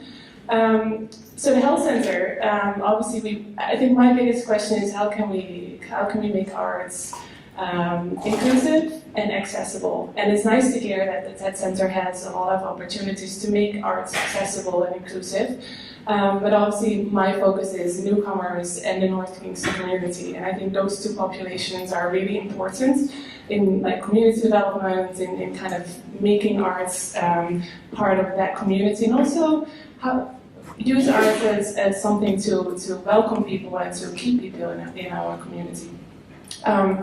So I will be specific. We work on something called the Kingston Multicultural Arts Festival, and I actually almost want to use Kyoko as my kind of story, or kind of a great example of how Kyoko participated in our festival and really had a nice kind of opportunity there to also start working on other activities. And Kyoko is such a great example of a newcomer that can share her skills in our community. Anyway, my takeaway or my kind of invitation is a festival, a one-day festival a year is fantastic. But how can we use our multicultural artists and talents in our community? How can we integrate them with an arts hub? Do we have to develop a new arts hub for a specific multicultural artist? Do we want to integrate them in the Tett Center? Do we want to, as the Arts Council, to kind of adopt multicultural artists? And then also, obviously, kind of how can we focus on our North Kingston community, our low-income community? So I think I have a lot of questions, and I would love to have that conversation in Kingston. Sorry that was too long. So I don't really have a plan on how to do this. If other speakers want to respond, or if there's other comments or anything particular to, thank you for sharing that, Ruth. Yes. Well, adding to that, I don't know that we need a new hub, but we need projects that are multiple projects that can bring various people in to that project, and through the project, so that there isn't a space for multicultural artists. There's a project that brings multicultural artists to it, and be honest, I'm with the Kingston School Track, we're working on something like that in the future. But a project that is has multiple phases to it, so that there is various different groups. In specific, it's murals, but there'll be multiple murals, so that each one, various groups can work on, so that, and become like the quilt with each individual piece. So it's one huge project, but various groups share in an individual part. You know what I mean? It's, because you can't have a Tett Center for every group. I mean, we just got this one, and it cost $14 million. You can't see it springing up all over town. Just say. So, yes, okay, so a response from Sean. Thank you very much. Sorry, I didn't catch your name. Scott. Scott, thank you, Scott. Could you stand up? Oh, yes, I'm told to stand. I would just say no, not to set up other Tett centers, because what you don't want to do is to other the different groups, right? You don't want the white Tett center and the Aboriginal one. The other thing, though, is for the Tett center to invite, say, Aboriginal groups to come in, it also means a radical rethink of the management of the Tett center, because you do have to create space for self-determination. And if you can't establish space for self-determination, then it's not going to be a welcoming environment, right? So it can't just be about a project or about one particular room. It needs to be a complete integration of different ways of worldviews, different ways of organizing space, time, and how we relate to each other. Not that the Tett Center is doing it wrong, just, it's just that for any organization like this, it means this significant radical rethink. Just in addition to that, I was once at an environmental conference, and they were doing a sustainability project with a group of First Nations group, and it was a food project. And they were trying to meet their deadlines for their grant, and the elders just kept saying, "It doesn't work like that. Take your time." And anyway, so that's just to reinforce that idea of a different concept of space-time, to fit into the management spaces that we have established. It's difficult right now for people to bring in other ways of knowing, because the structures don't always easily welcome it. That's just, I've seen that a lot. But we have to slow down, I guess. Thank you, Tracy. Yeah, I mean, these are great themes, like Ruth's starting with programming versus space, and Scott talking about, the importance of programming and then structure, and it's fantastic. Just show of hands, I see Terry's got and Terry is representing a tenant group, Joe's Mill, Lending Library, Musical Lending Library. Thanks, Terry. Thank you. Just before I start, who here is familiar with Joe's Mill? Can I have a show of hands? Okay, we have some people who aren't familiar with it, so I'll give you the elevator speech. Joe's Mill is the Joe Chitlin Memorial Musical Instrument Lending Library. It's now located in the Tech Center, so if you walk downstairs to the first floor and look through the window, you'll see a lot of instruments down there. Last year we had over 5,000 free loans to the community in Kingston to borrow a musical instrument. It's free. We have over 750 instruments and growing. A good deal of them are out in the community right now. February 3rd, we reopened. We moved out of the Robert Meek Center, which was previously the Boys and Girls Club, to the JK Tech Center. And when we moved, and when we talked about moving as a board, one of the considerations we had was, how is this going to impact what we do in the community? And Joe's Mill is unlike anything else there is in Kingston. It's like anything else there is in Canada and worldwide. We're starting to get emails and questions from Britain, from the US, from Texas, from Yukon. We've got a fellow coming from Elliott Lake down on March 10th to take a look at our operation. People are asking, how do you start one up? It's a daunting process, If I were to develop a business plan and go to a banker and say, look, I want 750 instruments, I've got overhead, I have to pay rent and insurance and everything else, and oh, by the way, this retail operation is free, we don't charge. What sort of response would I get from that banker? Probably show me the door right off the bat. So this is the organization that we're dealing with. Greg asked me to talk a little bit about the impact, or the possible impact, or perceived impact of moving to the Tett Center versus being in the basement of the Boys and Girls Club. Well, there are some structural things. It's climate controlled here. It's wonderful for us. Okay, we're not in a basement where water's coming in all the time and we're having structural issues. The rent is considerably cheaper here. There was a misunderstanding. A lot of people thought we were part of the Boys and Girls Club. We never have been part of the Boys and Girls Club. We weren't supported by them. We paid rent like everybody else there. And one of the other misconceptions is that we would be away from our client base. One of the first things that happened when I became president 4 years ago is I asked for some data. I said, let's do a run on postal codes for our borrowers. Let's find out where these people are.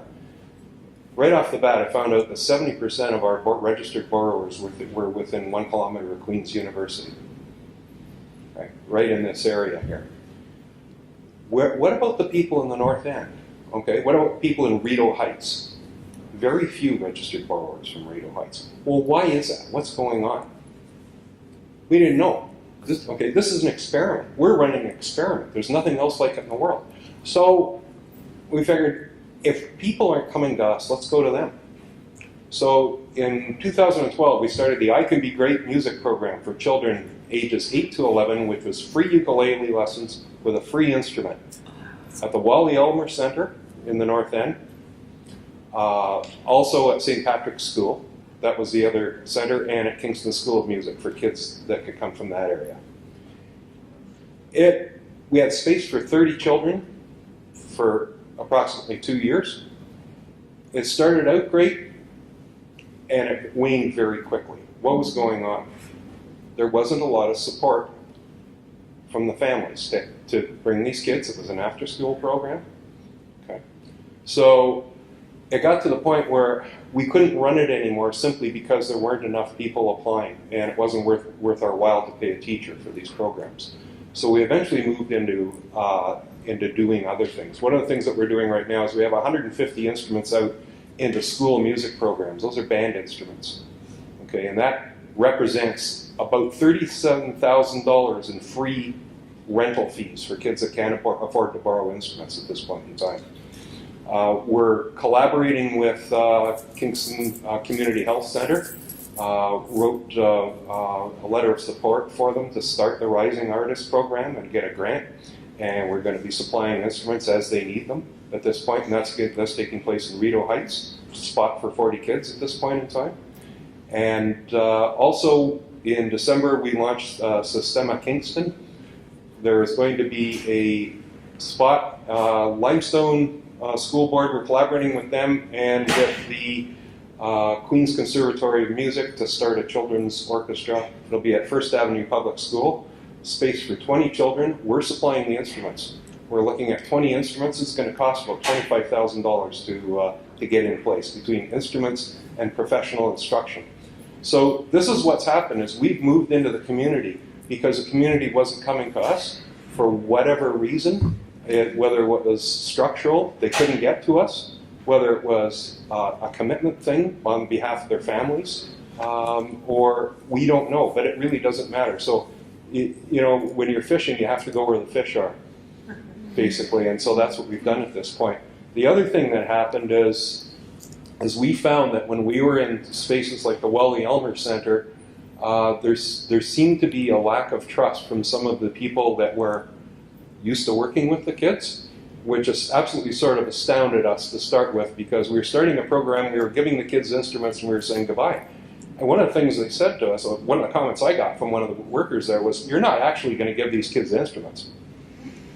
Oh, yes, we are. Well, you'll never see them again. I said, which? The instruments or the kids? well, either. I guess, and I said, well, I guess that's my problem then, isn't it? Because trust for us is what holds our relationships together. And I heard earlier this evening that relationships are what holds community together. And this is an experiment, and we're learning that if we give trust out, we get it back. Do we lose instruments? We lose lots of them. Okay? Alyssa has a follow-up. Thank you very much, Terry. Thank you. It's amazing to hear how much Kingston has going on. I really appreciate so much all of the work that you're doing, and it makes me feel like there might be some ripe areas of co-intentionality that are already coming up. Just some 3 people that have already commented. I mean, between the immigrant services work that you're doing, and was it the School of the Arts the other gentleman was speaking from? Yeah. And Terry, your work with Joe's Mill. It just sparked. It's so easy for an outsider to say this, but it sparked for me the idea of offering a weekly safe space for immigrants to jam on an improvised music schedule or some kind of coming together of culturally diverse people who are trained as musicians at various levels, who could perhaps benefit from your network, your outreach program, your instruments, and then the space at the school. And I think you should check out Haircuts by Children by Darren O'Donnell, which is a project it's all about the politics of giving kids power and giving children scissors and making aesthetic decisions about adult hair. So I think that would be really interesting research for you. And he's not far away, he's in Toronto. They work internationally, but really powerful stuff that's influenced our work as well. Maybe a question, just since I'm selfish and want to know. I'd love to hear from some of you what art hubs or cultural models or collaboration models you aspire to in Kingston. What you're excited about or what's working really well. If we have a chance to hear from you, I'd love to.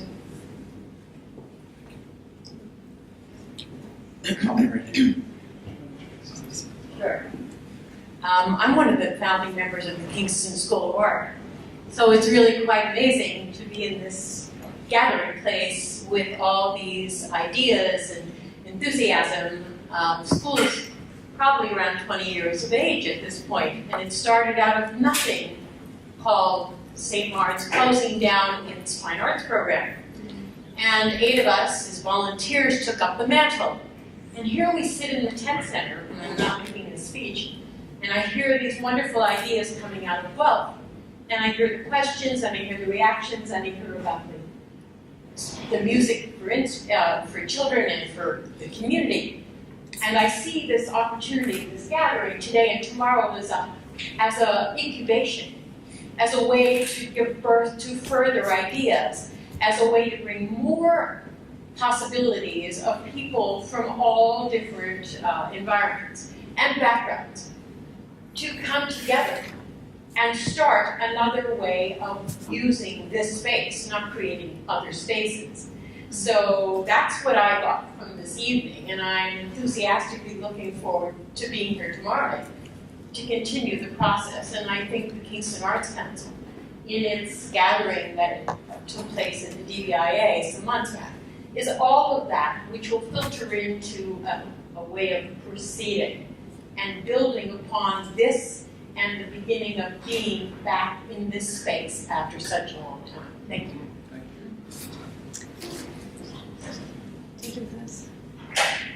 Seniors and kids together. Do you want to follow up just on the references of the meeting with the DVIA? Any comments about that, or I don't put people on the spot now.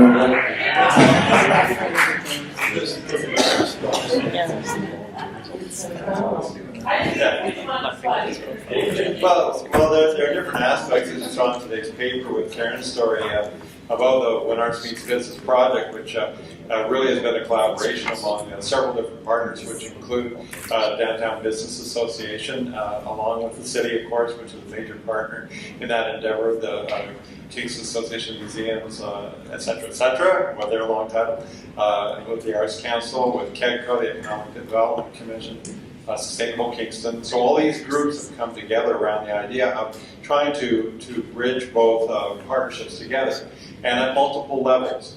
And we did a series of focus groups earlier in the fall to take a look at how different are these worlds. And actually what came out of the discussions, we brought together sort of arts-interested business people and business-interested arts people especially, and then all of the other mixes in between. And we found that there was a kind of a common desire, I think, that we weren't that different, but we work in different contexts and different traditions. But really the impulse is very, very similar. And so all kinds of different ideas came out about how we can work together, whether that's in visual arts, performance arts, or in various kinds of creative impulse, and applying them in different ways. So we have a lot of different examples of that. And several different ideas came out. Karen alluded to some of them in her story in the week this morning, talking about having some kind of an ongoing council that can help foster that.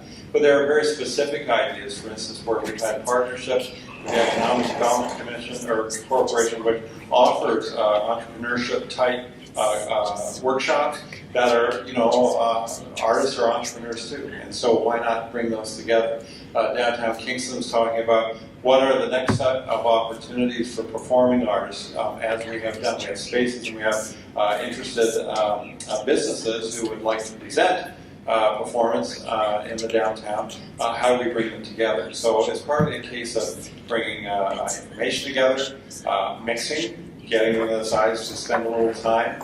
We found that there were quite different traditions in that way too. One of the terms in the focus group that we talked about used the term speed mixer, in the sense of getting in a structured, semi-structured way a chance to get around and talk and find out. The business people said, oh, I understand speed mixer, and I can tell within 1 minute whether I want to work with somebody or not. And the artists were tending to say, oh no, we've got to sit and kind of talk a while and see what you're trying to accomplish and what the possibilities are. So we saw that there was an interest in getting together, but we need kind of some common ground to do that. So those are just some of the things. We've got a long list, some of which will be done within the project, some of which are coming out. And this evening fits in with the whole leading change in the cultural economy, and which the city is continuing on through into April with other events that are going on. So there's a lot of overlap there, and most people, including educational institutions and others, have said we can play a part too in building skills and bringing people together. So, was that the question you asked me, Greg? I did have a question for Sean, if there's time for one more. And I was interested in what you were talking about. I think it was in Leche that you had the community where the formal kind of organizations faded away or whatever, and it was like lighting a flame and it kind of continued on its own. And I was interested in sort of what sustained that and what the nature of it was. Is it more like almost like like-minded people coming to occupy a space sort of thing? Or is it more, and I was taking from Scott's comment, more like a lung, and Terry's comments about breathing in and breathing out into the community, and people come into the space and out of the space and connect through projects or relationships. Was there a particular thing that drove that? I was interested in it. Yeah. So when we first started working in Leche, there was about 70 artists or representatives of arts organizations that were really keen in working and talking with us, and that number sort of swelled and ebbed depending on whatever we were working with. By the time, after sort of a year and a half, 2 years have gone by the time we got the Amaretto Culture House building, we realized that the urgency for some of those organizations to have a space to work was more than others. So through a very careful process of discussing and kind of negotiating with different groups, we decided on, I think it was 4 or 5 groups at that time. And they were very diverse. One was a very left-wing journalist organization publishing a website and a newspaper. There was an AIDS activist organization that was also doing a lot of artistic work. There was a film production group called Mood, 3 artists, and so on. And what we really were interested in was seeing how having them based there and animating the space could be a kind of quick way of drawing a lot of attention to it. And for us, through an exchange, was also working with a kind of an exchange economy to use their resources and their skills to help to get the organization going with very little money. So the journalists were writing stories about the arts community in Lecce, and were helping to do the communications for the art hub. The film group they were doing short films about the neighborhood and about artistic projects and so on, and about the Amaretto Culture House. So there was this kind of exchange of knowledge and of resources and of ways of being, in order to also reach out into the neighborhood, because the neighbors were also kind of peering out their windows at us saying, what the hell are they doing? And what's this building that's been empty for so long, and so on. And through a number of interventions, artists going into these towers and knocking on people's doors and telling them about the Amaretto Culture House. We invited artists from New York who have this project that they've done in a number of major cities, where they advertise that if you invite them into their home for dinner, they will, in exchange, they will give you a painting, and they'll take a photograph of your family. And so they did this in many different families in Lecce. So there were a number of projects like this that built up the goodwill between the neighborhood and the Amaretto Culture House. And by the time that momentum had started to be built, we realized that having actual organizations working in there was not the way forward for the Amaretto Culture House. And they agreed. They agreed that it was time, that it kind of served its purpose of kind of anchoring the space, declaring it as being a collective space, experimenting with co-working, but most importantly also trying to create an interface between the arts and all of the other aspects that make up our societies. It's an arts hub, it's a culture center, but it's not culture that is trying to be then excluding everything else. It's not happening in a bubble, I guess. And that's what we were striving to do with it.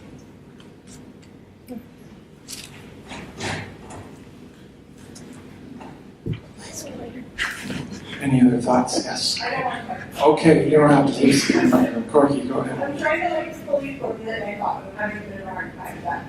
I guess just in sort of comment to what my ideal or hub would be, and this idea of the tech.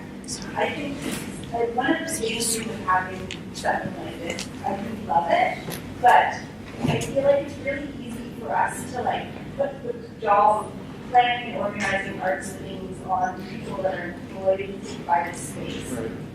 And I feel a great degree of separation from any control over what's happening here. And I know you guys are striving for that, but it's just by the fact that it's this immaculate, beautiful building, I would feel so much pressure to try to create something for this space.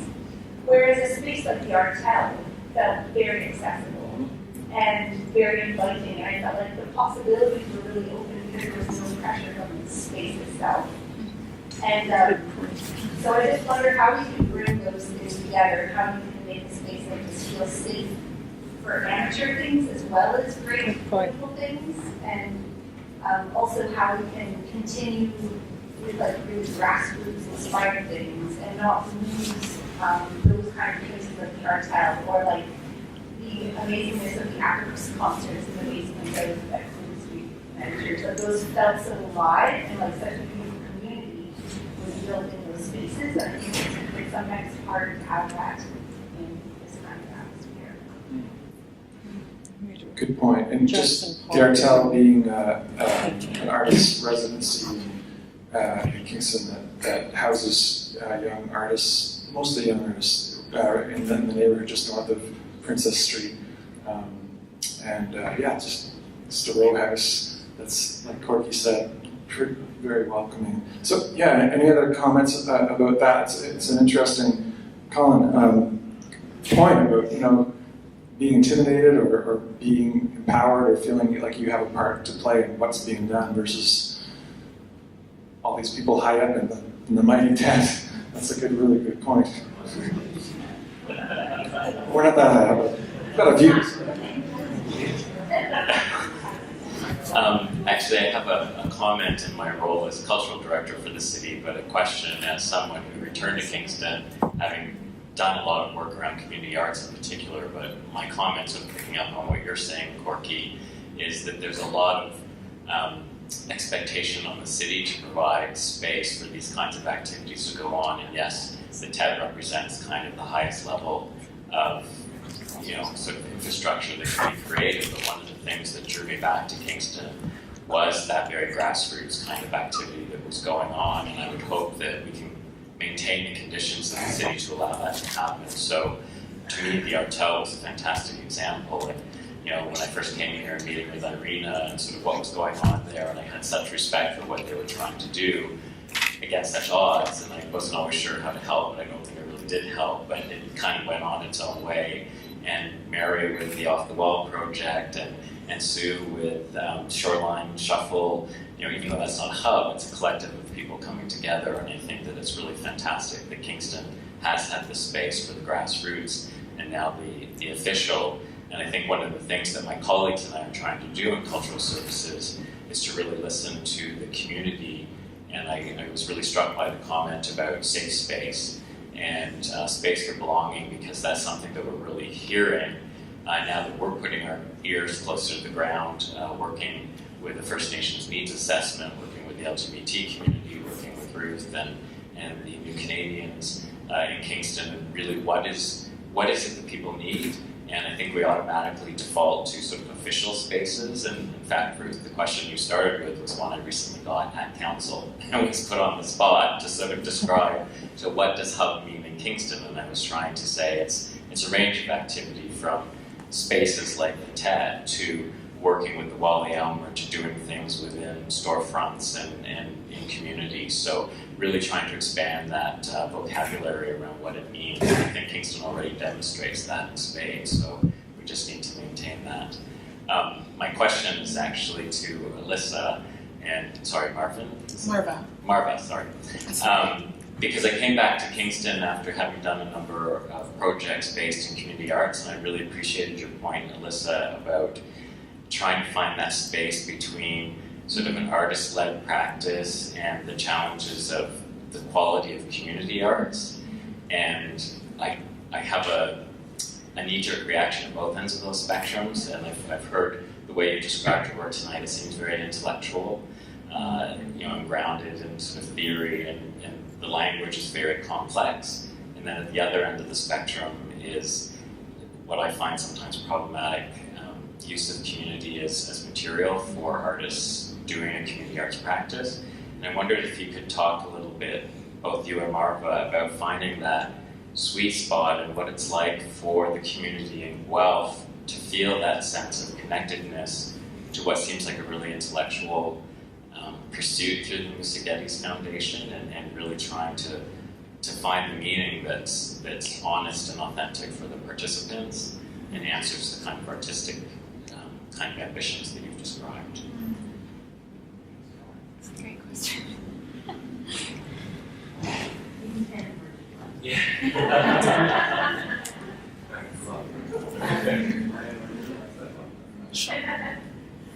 I think I'll try to let myself off the hook first, because as the organization that's often trying to create those spaces, it's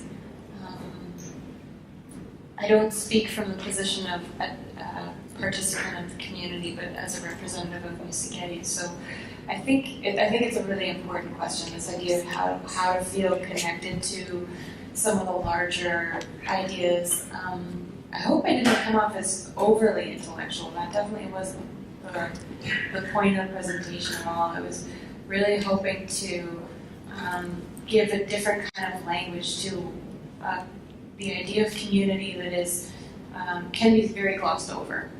And I think that the experience that I have as an individual is through those relationships that get built, and largely through conversation.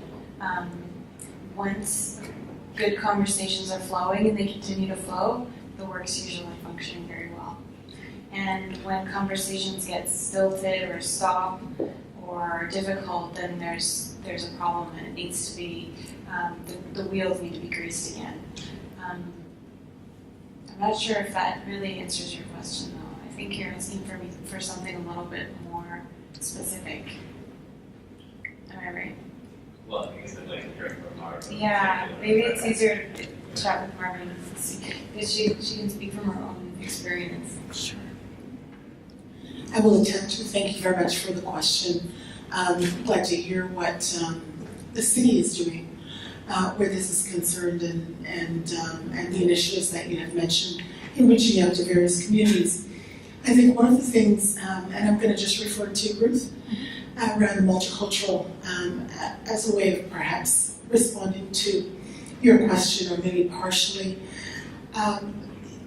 The question that you had and the challenge that you have around reaching out to communities and ensuring that their talents are recognized, and it's not a matter of, what's the term I'm looking for? I'm going to use the term, they're sort of the pat on the head, it's okay, you play a great instrument, isn't that awesome? Or we're having something happening, let's get a Black person, a Japanese person, whatever, and then we'll say that we have, we have everybody accounted for. And I know it might sound very difficult to hear that, but sometimes, unfortunately, with the best of intentions, and for me, intention is the most important thing. I don't think when these things happen, the intent is to harm or to negate someone in their wholeness. But I think what needs to happen is for us to really look at individuals first. I see color is just a social construct, and that's something that a lot of people assume that if you're a certain color or a certain religion, then you think a certain way, and we're not a homogeneous no matter what group it is. But I think that when we talk about building community, for me the word community is really significant, and maybe I don't think I'm newer to it. I feel there's so many people that I run into in the work that I do that are looking for that safe space, that space of belonging, that the word community is a coming together with a common purpose to really ensure that we all have not always a level playing field, because that's not what the world is like, but at least have an opportunity to have their stories heard, have their stories listened to, and be able to listen to other people's stories. It's not always the taking, but it's the giving as well. It's as important as the taking. So I guess what I'm trying to say is, if there is an opportunity for reciprocity in any relationship at all, whether it's the person of one culture or not, that's really critical. So if you set up an environment where people feel that they are contributing significantly, and not because they are of this ilk, then they will come. If you build that environment, people will come. And that's what we have found in Heritage Hall. And we intentionally had to rename it Heritage Hall and really wanted to call it something other than Guelph Black Heritage Society. Because when you call it Guelph Black Heritage Society Center or whatever that might be, people assume that it's just for Black people, and then it's not welcoming. So even the name of what we call things make a difference. So Heritage Hall speaks to the collectivity of all of us in this together, and it's probably opened more doors and allowed people's minds to be open. People come to the space to hear great music, to eat great food, to dance, to sing, to share stories, to read books, poems, whatever that might be, see art. And it doesn't really matter about the color or the culture or the religion. We happen to be 2 blocks over from a synagogue. I say that whole area was an area back in the early 1900s where the great unwashed people that were not welcome to Guelph, that's where they gathered, including Jewish and Black folks. And so that's what I would suggest to you. I don't know if that helps to answer your question. I would say build it, allow people to come and show their talent. It doesn't matter, it doesn't have to be named anything. And they will come because that's what people want. And that's their way of expressing their stories. Even though the question wasn't for me. I also think about art, as I mentioned earlier, that it's about thinking deeply and beautifully. And I like to refer to that because it calls to our attention the fact that art is about critical engagement with the world. It's a way of looking at the world around us and seeing how we can make it better in whatever form that is. Art is not just about beauty, but it's about deep engagement. And so in terms of the way that we talk about our work, I think we talk about it in this particular way for this audience because we know that you're also thinking about these things and are trying to frame your projects and think about the Tett Center. So we feel like we're talking like this. When we would talk though with other communities, we would like the Bench Youth Council I think is an important example because we're trying to work with children at the same level that we work with adults, and in a way that is not about dumbing down the issues or changing them, but we're not underestimating their capacity. And what we found is that their capacity is miles beyond what you'd expect, which is incredible. And I think it's true for many of the communities that we work in. So. In terms of traversing this notion of community art and contemporary art, or the so-called high art, we never think about that really, because what we believe is that if an artist is working with a kind of a critical dimension and a poetic dimension, then, as Marva mentioned, it has to do with their intentionality. That's their intention, and they're working in a rigorous way. The difference with community art is that community art is much more of a kind of collective approach to developing something together without the kind of professional or the practice element. So if you go back to the three muses, community arts it's not a practice, so to speak. It's a group of people coming together to be creative, which is valuable, but it's a different kind of way of engaging. It often doesn't have the same critical dimension that a lot of other artistic practice does. So. Just a few random thoughts on the subject. And by the way, it's my side job. It's just a volunteer role that I have. It's not my real job. So. Marva is a magnificent community builder, works in many different forums, is an absolutely fantastic moderator and facilitator and systems designer. So this is really like a small thing. It's a big thing that Marva does, but it's one aspect of a large portfolio.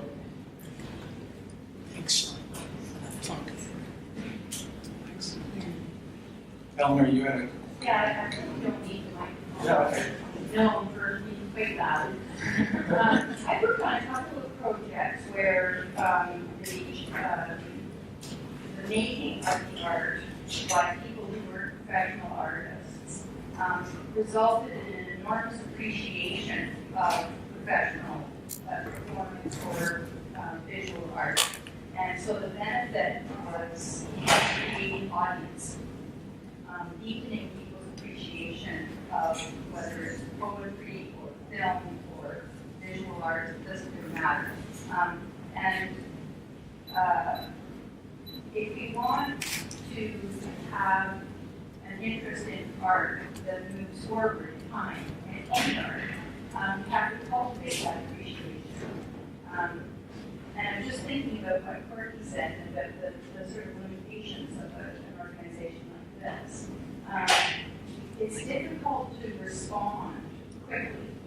This has got a big budget, it's got a 5-year plan, it's got a this and that. And for me, those things it's difficult to have those things match with community, which I feel is a more immediate thing. That's when Courtney says it's a bit intimidating to think we are held, it's sort of like a big investment company. You give a little tiny thing, you can respond quickly. So you can catch something in its moment and chase it. And I think that's the difficulty that a place like this will hit, because it's big and it's hard to do that responsibly. Great point. Kevin, and there was one. Hi, my name's Sheila Mirsky. I'm with the Kingston Potters Guild. So I guess I'd like to talk about this space a little bit from the point of view of one of the tenants. I'd like to respectfully disagree with you. I think this is a community, or it's a collection of communities that have come together in this building, some of us coming back here, and some coming for the first time. And we're starting to build a community here and to draw people who weren't part of this community before in. And we very much want to do that. We think it's a wonderful place. And there's so much opportunity, and Some of us have had trouble getting the message out, but definitely people are welcome. Some of us are focused on particular media, and so what we want to do is draw people in to experience how wonderful that media is. And like you were talking about, so I'm the education person for the Tett, and for the Tett, for the Kingston Potters Guild. And so in doing education in ceramics and pottery, what we want to do is have people appreciate the art that professional potters and serious hobby potters produce. Let them discover how much fun it is to practice that art. And some of those people will go on and become artists with us. And some of them will just become really good customers. And that enriches their life and enriches all of us. And what I love about what they've done with this building is the corridors with the windows. People come and they see what we're doing. And so they want to come in and they ask questions. And so this really is a center for both creativity and learning. Just right up, it's out there, and the whole building has been designed to facilitate that. So I have great hope that this will become even more of a community. We're already little communities. The Potters Guild is a community that's existed in Kingston for over 40 years. And there are some people who are still members from that time, and we have new people coming in all the time. So it's a great thing. It's very positive. I think this building is so beautiful. It's such a beautiful place to work. So I really encourage you to spend as much time as you can here and get to know people. And I know that Shannon is working really hard to get us out of our little homes that we've created here and meet and work with the other people in this building, and I'm really excited. I don't know how to do that, but I really want to do that. That's construction.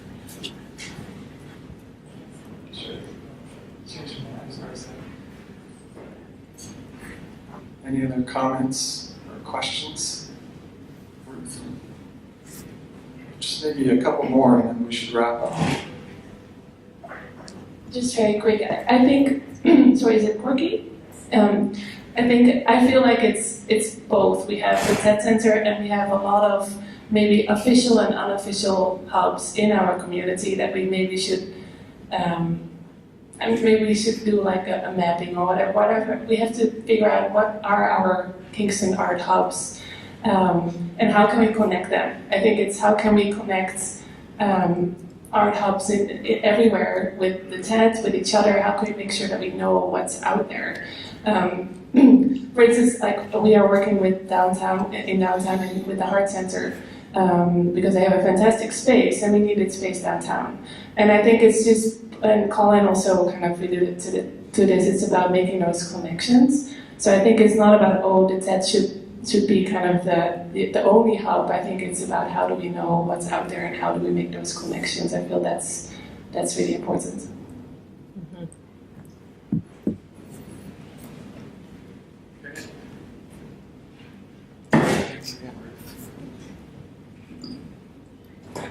Well, I guess maybe we'll call that a night, but do feel free. Maybe there's people that want to chat or ask some questions and comments in person, which is we want to allow that too. But thanks for coming, everyone. That was a wonderful evening.